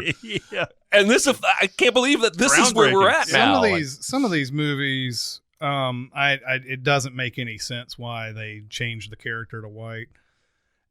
Man, this may be controversial for me to say, but it's very hard for studios to imagine their movie being a hit by taking an Indian and an Asian actress who, unfortunately, we're in this self-perpetuating cycle because they're not getting the chances. So then they're not name recognition type of people. And so once it comes up to a point where they'd be perfect for a role, they don't have that name recognition that gets people to watch it. I will go one step further. Yeah. I think there are racist bigots in America that literally would probably not go see Ghost in the Shell if it starred an Asian actress. Yeah. Mm-hmm. And so they're stuck in this really bad situation right now. Like, it would be nice for them to go, all right, fuck that. We're going to put an Asian actress in here and an Indian actress in here, and you're just going to watch it, goddammit. But it doesn't work that way. No, in fact, this whitewashing issue is almost just like, the same reason we have the Transformers movies is that these studios are operating on dollars. It's about dollars, right? And yes, the right thing to do may be to cast an Asian actress in Ghost in the Shell. Mm-hmm. But it wouldn't surprise me if they had research and numbers suggesting they would make half as much money if they did that. That's true. And ultimately, a movie studio, if forced to make a choice in a movie based on morality or money, it's always going to be money. Yep. Every single time. And you already have a dense type of movie to sell in the first place. Yeah. It's a sci-fi, like, they're not destroying something, they're changing it, and all this. I still have no fucking clue what this movie's about. Yeah, which I think is on purpose. Yeah. Thankfully, they're not showing us too much in the trailer and everything. But yeah, I have a hard time. I know that it may offend people when I say something like along that lines. I'm with everybody. I want more. I want these actors to get, if it was written this way, then maybe they should cast someone who's that same race or whatever. But studios are looking at bottom line. Yep. And unfortunately, we're in a self-perpetuating cycle. Like, if we could get more movies that had these actors and actresses in them and they suddenly became bigger, then they could finally start, like I feel like Kumail Nanjiani could be that person at one point. I mean, I think he's on the cusp of being that type of actor that might be able to carry a whole movie. You put him in front and center and everything. So you need more movies like Big Sick and stuff like that to start to prep everybody, and then they move up to the, to the big time or whatever. To a certain extent, mathematically, it's going to happen eventually. Yeah. I might not be alive to see it, but, Well, I mean, look at Black Panther. I mean, it's on pace to, the projections are huge for February release. Well, yeah, and don't think the studios aren't looking at that going, well, they're going to make a shit ton of money with this movie, and there's only like 2 white people in it. I know. And that is a good thing. Yeah. We'll eventually get there just because of the melting pot nature of America. It'd be nice to get there earlier because we're doing the right thing. Yep. But Hollywood needs dollars. Yep. Need them dollars. Yeah, we're going to get into a bevy of beehive topics on these news things. Great. Amy Schumer came out with that. We have that new trailer for I'm So Pretty, or I Feel Pretty. I can't wait because I saw a headline that suggested there's a controversy. I don't know anything about it. So the movie, it's funny. I read the article, the main article that's calling this trailer out. But as I watched the trailer first, I was like, this is kind of like Shallow Hal. And they mentioned Shallow Hal in the article too. So in Shallow Hal, if you remember, Jack Black is a guy who can only see super hot physically attractive women as attractive. He can't see anybody else that way. And then he has a experience with Tony Robbins in an elevator, and suddenly he sees all these women who are beautiful on the inside as beautiful on the outside. Really a lot of mixed messages going on. Seriously, this movie's fucked up. Yeah. It is. Yeah. In I Feel Pretty, Amy Schumer plays a character who obviously doesn't feel that she is attractive, and then she gets hit over the head. Oh, boy. And she starts feeling that she is this type of attractive. So now, see, premise alone, I think there's something to work with there. It's sort of a reverse Shallow Hal. Yeah. Sort of one of these things where, she doesn't see others this way. She sees It's herself. her own perception. Yeah, okay. So the whole thing is that she goes into she's got all this confidence. She's able to talk to men and say, hey, you have my number or whatever. You're just sitting there talking to me. You must really like me because I'm so beautiful, and so on and so forth. Goes into job interviews the same way. Like, I feel like I could be a model, that type of thing. All these different, instances where she's got all this confidence because she feels that she's pretty. The article came out and said that Amy Schumer is trying to pretend like she's not the standard, but isn't she really the standard? She's blonde hair. She really is thin, blah, blah, blah, blah, blah. And I'm sorry. No. I was sitting here thinking, no, I don't think she's ugly. I know, but she's not the standard. No. And the character she's playing off against in this movie that she looks up to as beautiful is Emily Ratajkowski. Oh, Jesus. Wow. Well, that's part of the problem. Right. That's part of the problem. But the article's saying well, she's blonde hair, blue eyes, and she's really thin, actually, when you look at it, blah, blah, blah. Isn't she really the standard that she's complaining or railing against? No. Sorry, no. If you talk to average men out there, they're going to say, don't really care for Amy Schumer. She's built her career out of comedy about not being the standard. Yeah, I'm saying, in her estimation, she's not. Right. And again, I don't have any problem with the attractiveness of Amy Schumer. I'm like totally fine with how she looks and everything. But to say that she's the standard, then we're just lying. We're just being liberal dicks at that point by saying that she's the standard when she's not. Like if Emily Ratajkowski was playing the main character, who didn't think she was pretty, then there's be a problem. Well, and that's what led to some other things after that. Was like, we're really saying like, this isn't She's All That. This isn't Rachel Lee Cook here. Just because she has glasses on. Oh my God, the glasses and the ponytail and frumpy clothes. Yeah. By the way, this same sort of argument or debate happened with The Truth About Cats and Dogs, Janine Garofalo. Oh, yeah, I remember that. Janine Garofalo has a best friend, Uma Thurman, who's, drop dead gorgeous and everything. And she compares herself to Uma Thurman all the way through it. And I remember a Siskel and Ebert review where they had to get this out of the way. Is Janine Garofalo pretty or not? And I think she is. And I don't think that there's any reason why we think that she shouldn't consider herself pretty in this movie. Remember, it's okay to love your dog. Just don't love your dog. Yes. So we had the same debate about Janine Garofalo. That was 22 years ago. Jeez. That movie came out, and I mean, if you don't like it, you don't think it's funny, that's one thing. But to say that she's the standard, you're looking at things in a completely different way than most people. I agree. Well, and you're looking at the whole, it seems like, having not seen the trailer, the premise of the movie is that she does not consider herself to be attractive. So you have to base your standards on what her standards are. Yeah, exactly. So it doesn't matter if she is Emily Ratajkowski. If she doesn't feel like she's attractive, then it's coming from her perspective. Plus, I bet there are women out there who are the standard who still struggle to see themselves as pretty. Mm-hmm. Yeah. Oh, yeah. Yeah, definitely. There's some Emily Ratajkowski characters out there who are like, I'm just not attractive. And I don't think, like, if I saw Emily Ratajkowski and she was like, I don't feel pretty, I wouldn't say liar. Right. Because I know people have self-esteem issues, and not everybody sees, when they look in the mirror, what you see when you see them. I'm pretty sure at some point in her career, Cindy Crawford went, you know what? I'm pretty. Right. I'm pretty attractive. I'm hot. I can accept that now. But not, people on the street who are super hot, they don't necessarily have that same confidence level. So, yeah. So that was the controversy that came out, and I really think it's manufactured bullshit. Sounds like it. What you're basing whether you're going to watch this movie or not is it funny to you? Is this something interesting to you? Who cares if Amy Schumer is some standard in your mind that is attractive in this world?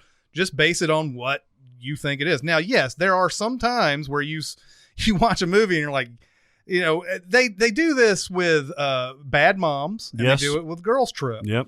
Where both Jada Pinkett Smith and Mila Kunis, who are gorgeous by any standard, first off, they're not even human when they go out to bars and everything. But guys are turning them down because they talk about stupid shit or whatever. It blows my mind. I'm like, if I knew that this type of thing was happening, I should be able to get Mila Kunis then. I should be able to get that immediately. Like, we got to get you laid. Yeah. It's impossible. Right. Well, the for way what you it's look. worth, Macaulay Culkin got Mila Kunis for several years. That's true. But just that type of thing I can understand when it's someone who's like in that other stratosphere. You may have that sort of criticism in some way, but still, like you said, isn't it based on your own standard? Yeah. And why are we knocking Amy Schumer for thinking this is what you're going to get all riled up about? Right. Come There's on. so many things that we can get riled up about, and this is not one. Want to recommend warning? Yeah, let's do some recommendations. Totes Amazeballs. It won the Academy Award Oh, for what? for best movie ever made. You seem like you got a hot one. Well, it's interesting because I think technically these would both be Rec-A-Warns, but I don't think they're officially either a recommendation or a warn. All right. I watched two films in the last few days that are fairly recent that I hadn't seen, and for very different reasons, they are already two of the most uncomfortable viewing experiences I've ever had in my life. The first one was Birth of a Nation. Oh, the more recent one. Yes. Have you seen this? I haven't. Have you? No. But I feel like this movie way overindulges in the violence. Oh, yeah. And both the violence being committed against the slaves before they revolt and the violence the slaves commit against the masters after they revolt. You know that scene in 12 Years a Slave where it just lingers on that hanging body forever? Yeah. And there's like two moments in that movie, and I think they're both important moments. And that lingering is used well to good effect. Every moment in this movie does that. Every single one. Wow. Every single wound, stab, punch, welt, bruise is just, it's almost like the movie loves him. And I don't even know who made this movie.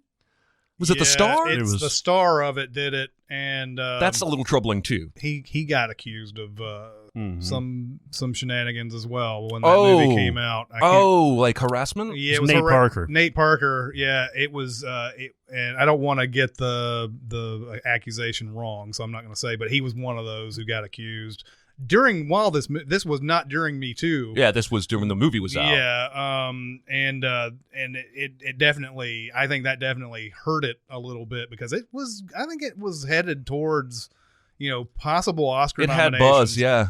But when it came out, I remember critics starting to savage it, and I'm wondering if they savaged it because of what they knew afterwards or what. But anyway, you're bringing up a topic that is interesting to me. Watching the movie Selma, which doesn't have like graphic violence in it or anything. And we know that, back in the day, especially, and I think if you're someone who murders people, there's not really any limit to what kind of, horrible way of murdering somebody. It's no different now as it was back then, but you are always in this bind, I think, as a filmmaker. Do I show it to the nth degree that it was? Right. Or do I suggest it and then have people not understand how bad it was? Well, and that's what I was thinking about that the whole time, because I was like, this is really uncomfortable for me, but what if the intention is this is actually how it was? Well, it's like the Passion of the Christ, well, right? yeah, it's very much similar, and Mel Gibson was accused of over-violence in that movie to make his point, and it's odd to compare those two movies, though. Yep. But I was made very uncomfortable for long periods of time by the way he shot this film. Interesting side story, I accidentally watched 2 Armie Hammer movies I had never seen, because he's that guy's owner in this movie. And then there's some other movie I ended up watching all of that I regret, called Mine, where Armie Hammer is in like Afghanistan and his partner dies because he steps on a landmine, and then Armie Hammer steps on a landmine, and the whole movie he can't move his leg. Oh. And it's not good. It's like Landmine Goes Click, only without the war. Yes. And everything. Okay, so the other super uncomfortable viewing experience I had this week, this was yesterday, documentary called Tickled. Oh, yeah. What did you think of this? You know what? I nearly watched this the other day. I was about to watch this, and I haven't seen it yet. Oh, my God. Well, okay, for those of you who don't know, this journalist set out to make a documentary about competitive tickling that he had heard about. And he ends up making a completely different documentary when he sort of begins to uncover this one man who is sort of behind almost all of the tickling fetish online. And they get together and do photo shoots, tickling shoots, and they make videos. And he slowly uncovers all this stuff about this guy who ultimately was pretending to be a woman 2 different times online to get guys to send her tickling videos. And this guy has all this money because his dad started a law firm. So he's got this trust and millions of dollars, and he's just throwing it all at tickling competitions and videos.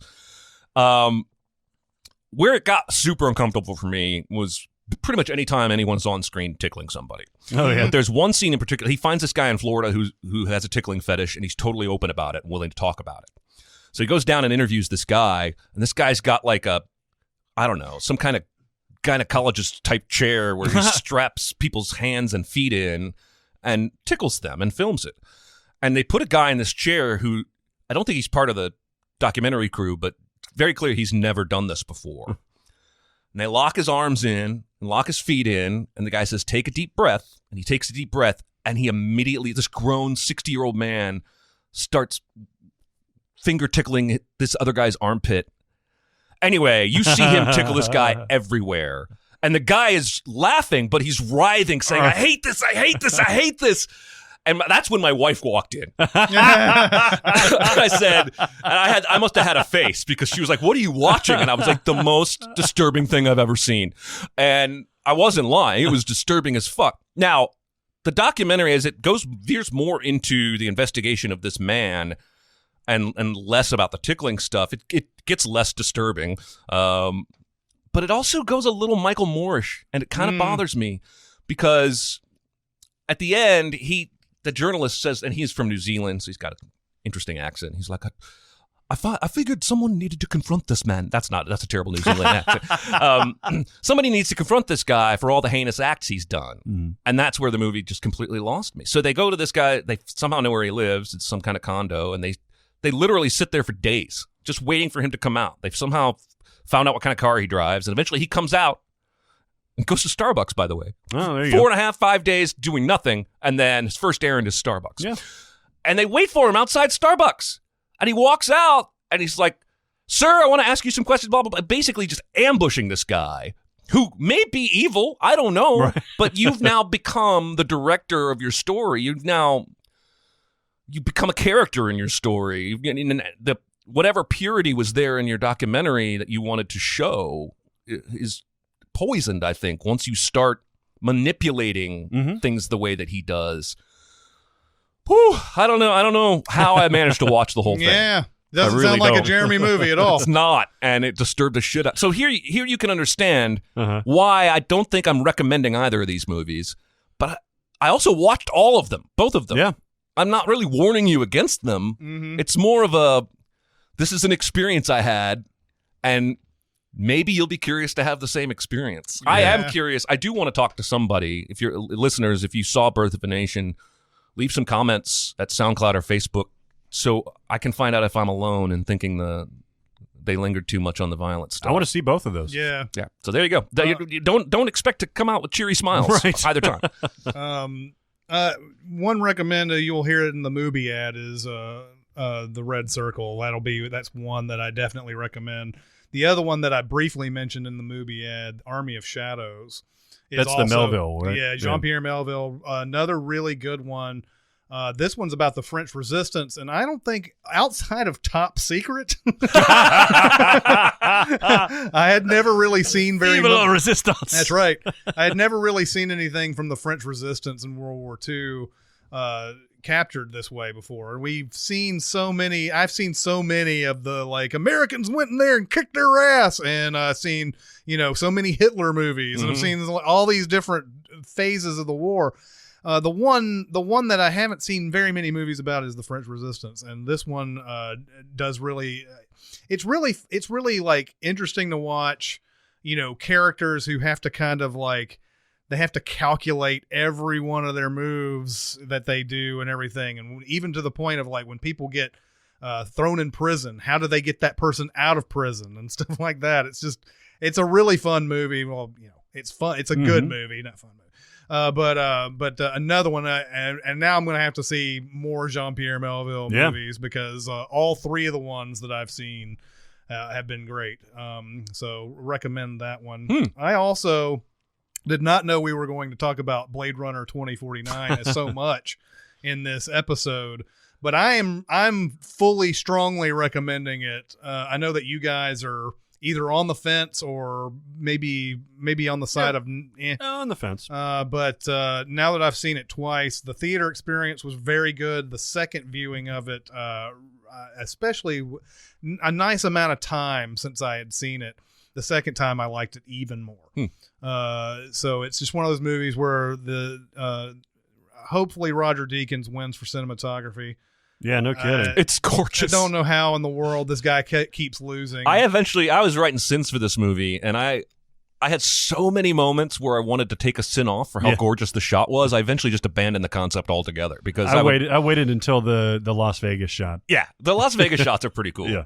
If this guy doesn't win the Oscar this year, then he's never winning it because that is perfect. That's a perfect movie to give him his Oscar. It's gorgeous. I love that little drone thing. It's almost like a little pet friend that he's got. Yeah. Like, go up, guard the car. Yeah. So those are the two recommends. Are we going to go ahead and do the warning? You kind of did two warns. Yeah, go ahead. Do you have a warning? No, I'm done talking about recommends and warns. So Okay. go ahead and do your warning. My warning actually is going to be a movie that was suggested to me by somebody on Facebook back when we had Modern Horrors on. This was obviously in October.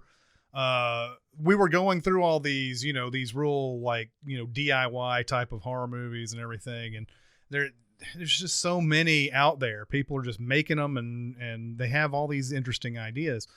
I don't think he was recommending it to me exactly. I think he was just saying, have you ever seen this movie? And it's called Found. This is a really fucked up movie. So it has a great premise. A kid believes that his older brother is a serial killer. And it shows that he goes and it snoops in everybody's room when everybody's gone and everything. And so when he goes and snoops in his brother's room, he finds this bowling bag, and the bowling bag has a head in it. And he's basically saying, my brother is going around killing usually black women. And so he opens up the bag and he sees the head and everything. The kid is 12, 13 years old or whatever.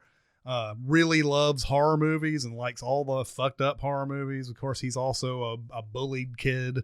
But this whole thing is sort of setting up to be what is he going to do? Is his brother going to find out that he knows and all this?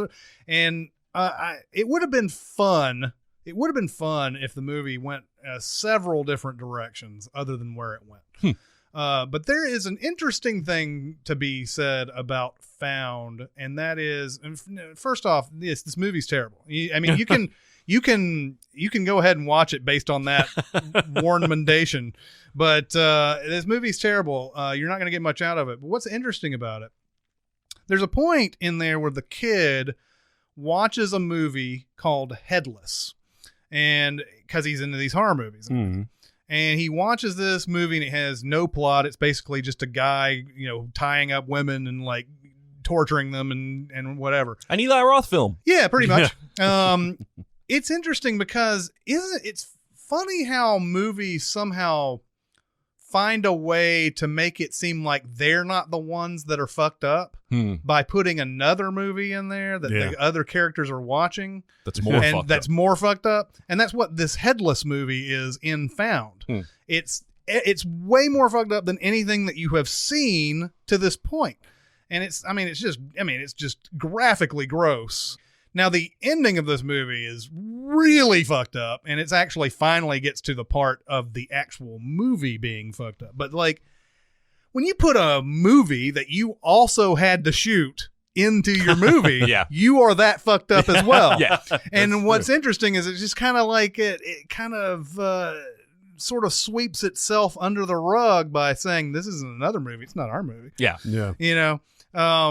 But yeah, I would warn against that. It's not like you're going to run into the movie Found. It's not like you're going to be everywhere. It's actually hard to find the movie Found. I had to go on iTunes to find it and rent it.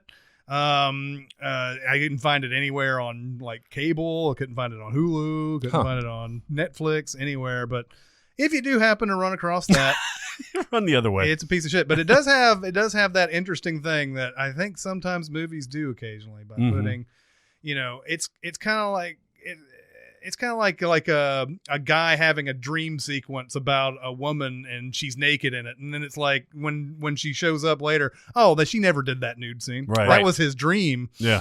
Right. So my recommendation. So I've got two, one old and one new. The new one is on Netflix. Dave Letterman is back. Oh yeah, doing a show. I've been curious to check this out. It's called My Next Guest, and it's shot completely different. It's nothing like his studio days or anything like that. is it a multi-camera type of thing, or is it one, or is it single camera? No, it's multi-camera, and it not only shows his performance, with an audience. I think it's like in Brooklyn, or there's one in Brooklyn, one in LA. And the first one is with Barack Obama. And so he does his interview. It's around 50 minutes to an hour. He does his interview with Obama, and then because they're talking about civil rights issues, he actually goes back with John Lewis. And as I was talking about in the Selma thing, he walks over the bridge with John Lewis. That's cool. And it's I'm getting chills just thinking about it. It's super powerful. Wow. They're talking as they're going over it, and Lewis is just telling them, here's what happened that first time. Here's what happened that second time. I can remember it vividly, even though I was beaten over the head a couple of times. And it's powerful. It's Dave Letterman, who's always been the quirky kind of like oddball with his humor, and he's still funny. These episodes are still funny, but there's a lot more gravitas to it. Does he still have the beard? Yes, it's almost to your length. And then the second one they're doing one a month. The second one just dropped a few days ago. It's with George Clooney. Much less impact. I shouldn't say that, because he gets into Clooney's social activism and, the whole Darfur stuff and his world view and, being married to, what's her name again? George Clooney's wife. Rosemary Clooney. Alma. That was his aunt. Yes, I know. Yeah, it's Amal. It's Amal Clooney. And like all the stuff that she does, she like prosecutes war criminals and stuff like that. You said prosecutes, but I heard prostitutes. It definitely doesn't do that. And there's a movie idea right there. Yeah, taking there war criminals and turning them into hookers. Yeah. And being their pimp. I could get into that. I could get into that too. But yeah, no, it actually has a lot more like, punch behind it than just, hey, I'm going to be on here talking about basketball in Italy and shit like that. The full title of the show is My Next Guest Requires No Introduction. Yeah. Which right off the bat, I think sort of tells you we're going to do something a little different here. Letterman's always been praised, rightfully so, for his interviewing skills and his wit and intelligence. But the idea of we're going to get the cream of the crop, the most famous, George Clooney and Barack Obama. Yeah. I mean, probably have Bill Gates on there at some point. Yeah. But then the idea of him using his God-given talent to zero in on things in an interview and pull stuff out of his guests, combined with the A+ tier level of guests that this show is going to pull in. It's awesome. Very intriguing. Well, yeah, and because we actually heard it with Jessie Malton when she was on. She was saying that on a podcast format, people who are being interviewed will open up because they're used to having these 3 minutes, these segments on talk shows. Yeah. And Letterman was the same way. He would have to talk to George Clooney about, Batman and Robin or something like that it came out. And with this long form format, he can actually get into more important issues. So that's really good. Check that out. There's only 2 episodes right now, but it's going to be dropping like throughout the year. My old recommendation that I saw recently, I could not stop watching it, even though it's a long movie, was Glory. I haven't seen that in ages. I caught it right at the beginning, and I can't get on board with Matthew Broderick in this movie. His performance is objectively bad. Well, I think he's miscast in this movie. He's very miscast. And just imagine back then in 1989, he was only like 3 years removed from Ferris Bueller. Seriously. Yeah, and he's trying to put on this accent, and you know how I feel about accents. Yep. It's just his performance is awful. But Denzel and Morgan Freeman in this movie have several moments of fantastic playing off of each other. Now, Denzel was nominated for Best and won for Best Supporting Actor. Yep.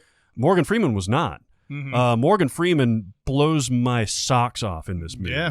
And he's in particular, still not quite all the way famous yet. Like, this is still, he's one of those actors who started late in his life. And what's interesting, too, is that the Academy knew who Morgan Freeman was at this point because he had done Street Smart. That's where he got his first nomination from. and Lean on Me. So it's kind of interesting that he didn't get a nomination. I do not have all the actors of 1989 on my head who I would take off on that, but Denzel Washington, Danny Aiello for Do the Right Thing, Martin Landau for Crimes and Misdemeanors. Interestingly, he was Driving Miss Daisy came out this year. So Dan Aykroyd in Driving Miss Daisy and Marlon Brando in A Dry White Season. Yeah. Interestingly, so Morgan Freeman was nominated for Driving Miss Daisy and lead actor. Right. So That's maybe probably why he wasn't for I guess so. It makes sense. Anyway, if you watch this movie, it's a very good movie from start to finish. Based on a true story of the 54th Battalion in the Civil War, one of the first African American battalions. And there's a scene right before they go into the final battle where they know they're going to die. Where they're going into a suicide mission to essentially stave off the rebels for a little while. And there's this communal campfire around the battlefield where they're clapping and they're singing and they're praying. But Morgan Freeman, who's the leader of this battalion, gets up, and I've never seen Morgan Freeman like this. He is at times jubilant. He's loud. He's ostentatious. He's praying his guts out, and he's leading these men. Yeah. He's saying, if tomorrow's our waking up day, we're facing the enemy. We're not laying down. And it blew my mind, man. And then he gets Denzel up there, who's this troubled soul, basically. And he has this moment where he just basically says that you guys are my family, and it's muted, and he's single tear down his eyes, and could not get two polar opposite performances in that scene. It will absolutely kill you. It's great. Just look at that scene if you don't watch the entirety of the movie. Yeah. That's great. But if you do watch the entirety of the movie, it'll give that scene even more punch. Yeah. All right. Do you have any warnings, or were you both recommends? I do have a warning. All right, I got kind of a soft warn. Have you seen the Chris Rock special on Netflix? I haven't. I was actually wanting to see this yesterday, but I haven't seen it yet. You know, man, I'm psyched about this. I'm psyched about a Chris Rock special. Yeah. Every one of his specials has hit for me. It's genius. He's got a style. He'll repeat the same thing over and over again, and then he'll tell a story, and then he'll come back to it. Yeah. He's a master of his version of stand-up. And, man, I watched this one, and I don't know if he lost his fastball or if he's just getting complacent, but I didn't laugh once. Wow. Yeah, I chuckled a couple of times. He's going over the same ground. Now, some of the stuff he's saying about race, especially in these days, like that really hit home, but it was more and he's got his thing where he's smiling and everything, and it's always nice to see him, but I did not find it funny, which is a shame, man. Yeah. Well, I mean, you had a mixed bag with Dave Chappelle when he came back. Like, there was really good ones, and then there were a couple of okay. Yeah. And then I've heard nothing good about the Amy Schumer one that came on there. That wasn't good. The Louis C.K. one was apparently not that good. I mean, the Netflix ones, they must have a lot of pressure on these. Yeah. To really come out with something. I don't know. I wanted to just crack my shit up, and I did for that. At least that first Chappelle one that came out, about a month ago or so, and that one was hilarious. Well, the one that was recent, the one that came out like last year. Yeah, there was some. That was it was like okay, yeah, whatever. But the one that came out last month, that was A-list right there. But he did at least two. Yeah, New Year's Eve. Yeah, they were both good. One of them was like some small theater, and that one was really good too. But the ones before that were like, there's some good stuff here. Yeah. But you can tell he's like, now he's in his 40s and everything, and it's not as good as his other stuff. This stuff was like vintage. Yeah. It was great. Came out. All right, do we have some time for some questions? Let's see what we got right here. Question. I got something to say. I want the truth. I am listening. Since it's one of the most debated questions in terms of TV, which is better, Game of Thrones or Breaking Bad? Oh, see, this is easy. Yeah? Yeah, Breaking Bad. There's no contest. Really? But you love Game of Thrones, right? I love Game of Thrones, but Game of Thrones is cotton candy compared to Breaking Bad. Those Game of Thrones characters aren't real. Yeah. Well, Walter White is real. Yeah. Game of Thrones fudges distance and time just to get you into these moments that are thrilling, like when that fucking dragon came over the mountain. Oh, it's awesome. Yeah. But it's a it's a more fleeting awesome. Whereas Breaking Bad is the kind of thing that just stays with you, gets into your soul, and like, well, I don't want to steal your thunder. Your point was very good in your email. Well, I don't know were you going to say something similar to that? Oh, I was just going to literally regurgitate your point from the email. Okay. There's the thing about I'm Breaking Bad all the way. There's no wasted episodes in a Breaking Bad season. Right. There's nothing in there. There's not one. Even the ones that were meant to be waste episodes end up not being wasted. Like Right. the Fly episode and all that. There's not anything where you're like, God, get on with this already. Game of Thrones has many episodes where you're kind of going. I especially think Game of Thrones is kind of a slog once the religious right starts getting into the whole story, and what was it, season 5? High the Sparrow. Sparrow, yeah. When that starts happening and everything, you just like, you really let these guys have the power for a while? Yeah. That makes no sense to me. Yeah. I mean, I know it's probably in the book somewhere, but God, it's kind of annoying going through that section of Game of Thrones. But there's a lot of episodes in Except there. for the last one. Oh yeah. The one where she blows it up. Oh, that's God, that episode rules so amazing, hard. yeah. The first 8 minutes of that episode is as good as any television ever made. That's the thing, right? Like, there's a lot of great moments and great episodes in Game of Thrones, but there's always those ones where you're like, okay, this is just a bridge. Yeah, to the nothing really next happened thing. in this episode. Yeah, a well- lot more politics and talky and blah bitty blah. It's interesting there's- because both of these shows, though, specialize in making you uncomfortable, right? Like, even the best parts, the most talked about parts of Game of Thrones are like the Red Wedding, which is brutal. Yes. And, some incest and like all these. I had no idea. See, that's the thing. I had no idea that was one of those people who had no idea that was coming Right. either. And that was doubly shocking when I saw it. But yeah, there's a lot of like famous Game of Thrones episodes because they just go above and beyond as far as like blood and gore and killing off characters you thought were going to last the entire series. Yeah. So there are those, but it takes a while to build to those. Whereas Breaking Bad, I feel like every episode is some sort of thing that he has to. And there's usually several things within an episode too. Like there'll be the storyline of Mike doing this, or Jesse doing this, and Walter doing this, and they're all working in concert with each other. Yeah. I've seen marathons of both of these shows because AMC will play marathons and Game of Thrones will play marathons. I've seen both of these series twice, by the way. Oh yeah, all the way through. But if you do a Breaking Bad marathon, you're going to find yourself glued to it. Yeah, that's true. Whereas with Game of Thrones, you can take time off during that. You can sit there and look at your phone and all sorts of different things. They ran, I think it was most of the month of January, but AMC was doing like 8 to 10 episodes of Breaking Bad every Saturday. Which I was watching. I was too. And the way it worked out with my life and my schedule, I got to see the episode right before Ozymandias. Yeah. But I missed Ozymandias. Oh, and yeah. when I came back, they were on the next episode, and I was pissed. Yeah. I've seen Ozymandias like 5 times. But I was pissed that I didn't get to see it in context with everything else I've been watching. No. Man, what a wrenching episode. Yeah, it really is. It really is. And it's amazing because if you watch that out of context, I mean, if you watched it even having seen the series and then come back to it, you're going to feel the emotions, but not as much as if you're sequential and you're building up to that. I like to think that Robert Forster's character at the end of Breaking Bad is the same guy from Jackie Brown. Oh, yeah. He went from bail bonding to like setting people up with.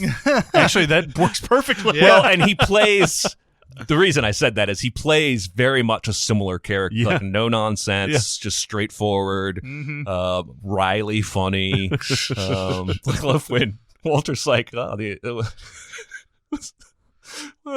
Mangorium's Wonder Emporium. Yeah. 2 copies. Yeah. Yep. Robert Forster's like, not much of a movie guy. Yeah. Yeah. Hey guys, I'm wondering if you think the martial arts genre will make a comeback soon. The reason I ask is that we get pretty good martial arts scenes in superhero movies and Fast and the Furious films and things like John Wick and Atomic Blonde. We also have the Donnie Yen and the Praetorian Guards in the Star Wars films. So do you think the martial arts genre itself can make a comeback soon? There are plenty of stars like Scott Adkins, Donnie Yen, Tony Jaa, and many more that are ready to fill those roles. Well, this question is hard for me because I feel like the definition of a martial arts film is a little loose here. Yeah? Because there's martial arts in the Star Wars films. There's martial arts in The Matrix. But you don't think of them as being part of the martial art genre. You think of them as more science fiction genre that just happens to include some martial arts. Whereas martial arts movies is more like the stuff Donnie Yen was doing, like Ip Man or Iron Monkey, or just all the Bruce Lee stuff, Tony Jaa's movies, Jackie Chan, the Raid films. Those I would call martial arts films. And so I have a strict definition. But I do think we're primed for a resurgence, largely because of those two Raid films and the actors and martial artists who star in them, and the director, who I think is going to go on to do more cool shit. And I think it started having a little resurgence with Donnie Yen and Tony Jaa. There was a gap kind of between the Bruce Lee, Jackie Chan era and the new era. Yeah, very much. So I think we may kind of be in a little bit of a resurgence, but it's never going to be a mainstream genre. It's never going to be a genre that appeals to everyone. No, definitely not. I mean, you've got the early 2000s starting with Crouching Tiger, Hidden Dragon, which was just blew up everywhere. But then again, the martial arts didn't drive that movie. I mean, yeah, but it was I think romanticism drove that movie. I think it complemented it. I think that's what made it a great movie. I would call it a martial arts film. I'm just saying, when it came out, I think it was like the highest grossing foreign film ever, or some such thing. It may still be. It made a shit ton of money here absolutely. in the U.S., but I think it pulled, the reason that as a martial arts film pulled more than the average martial arts film has nothing to do with the martial arts. It had to do with... I agree, because you've got to appeal to a broader audience to make it a phenomenon. Well, the reason it was that we had never seen like floating martial arts characters going around basically flying and stuff like that. It's going to require a movie like that to get it back in. We were just talking earlier in this episode about Annihilation and how they whitewashed it and everything like that. It's going to be hard to get a star like Tony Jaa to come in and do a Hollywood movie that everybody's going to gravitate to, because U.S. studios are going to have a tremendous time trying to get insurance for all these guys and everything. Yep. I mean, who knows how much Tom Cruise is insured for to be doing helicopter stunts? I would be surprised if he has to pay for that himself. Yeah, exactly. And the ingredients for a martial arts movie to make it big and the genre to come back is there. It's just going to have to be a growing acceptance of seeing Asian stars and people who really know martial arts to do these movies and do their own stunts and all this other stuff. Because these movies that are being made over in Hong Kong and all that they've got an audience, but they're not going to ever be a huge audience. Right. And it's going to require some big movie to kind of like get them all into one thing and like show like a whole bunch of awesome, like how Rumble in the Bronx was with Jackie Chan, even though I don't think that was like a tremendously just out there huge hit or anything. No, it was. But I remember seeing the trailer for it and going, "Oh wow, I want to see that." Well, part of the problem is that studios and at least American directors, I don't think they know how to use these people, because they put the Raid guys in Force Awakens, right? And you might as well have put extras in there. Yeah. They used Donnie Yen a little better, I think, in Rogue One. Oh yeah, but in general, I just don't think they know. One thing I did just think of is the Batman warehouse scene in Batman v Superman. I saw a cool video back when that movie came out that broke down, I guess there's like a dozen or more different martial arts styles that Batman uses in that fight. Oh yeah, and the fight is only like 1 to 2 minutes long, but I feel like I remember the video saying this is who Batman has been in the comics. He knows all kinds of martial arts and he'll combine them on the fly, for the situation. And, I just thought it was a badass fight. Yeah. But when it was broken down that way, I gained even more appreciation for it. It would be nice to see studio commission a group of filmmakers from here to come and make an American movie in some other country where they don't have the insurance problem and everything. Have them do their thing and then come back with it and show this in mainstream cinemas. Here's the trailer for it. We shot this. It looks amazing, and go and watch it. They tried to do the whole, let's put white people in the martial arts movies and see if people like The Big Hit and all that. Yeah. They tried to do that with Mark Wahlberg and everything. That didn't really work. So, I mean, I think if you show something badass enough, people will watch it. Yeah. But it's going to require something like that, like the scene in Donnie Yen and Eat Man, like the whole beating all those guys' asses in that one place. That you're going to have to show something like that. You're going to have to do something like that to get it really back. I think it's going to be niche for a while. It is. I mean, one way I think you might see it expand is like the Raid 2, because the first Raid movie, doesn't have a lot of story.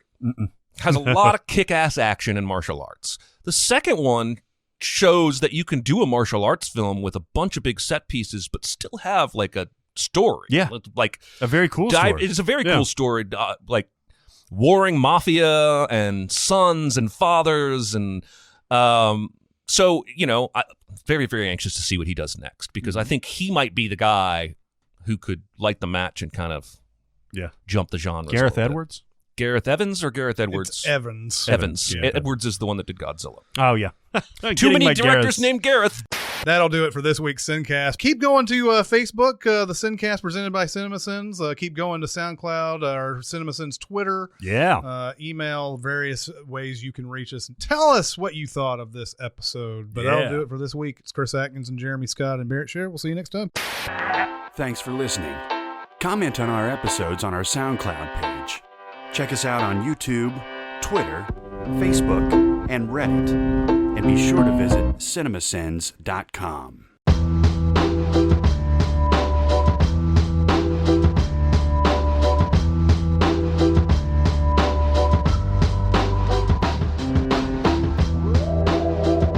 All right, everybody. That'll be the end of this one.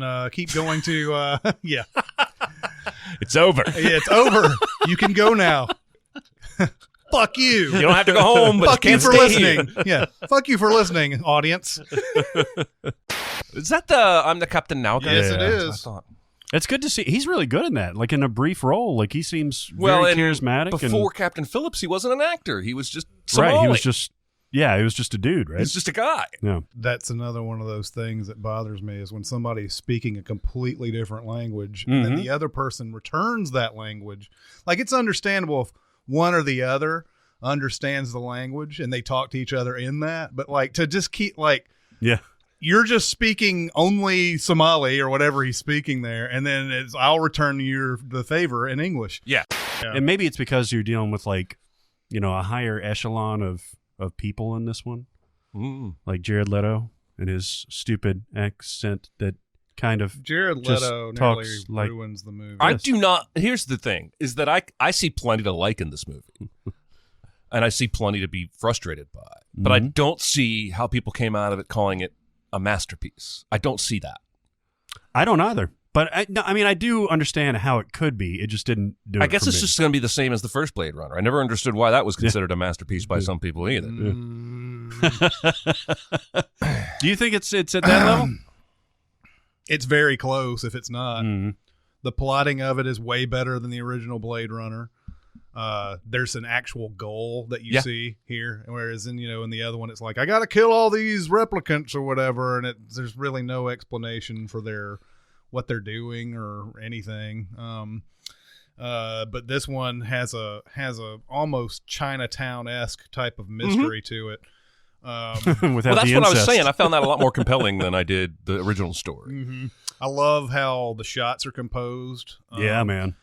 He does have a little bit of an over-reliance on that whole water reflection thing, but I love it. Yeah. Like, it's one of those things where it's like, God, you use this all the time, but I know why you did. It'd be distracting as shit to work there, though. At the Wallace Corporation, walking around. seriously. Yeah.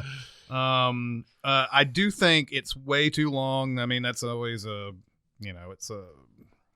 anytime a movie's 2 hours and 40 minutes long, you have to wonder, is there ways to cut it and still have your mood and your atmosphere and everything that you're trying to conjure up and everything.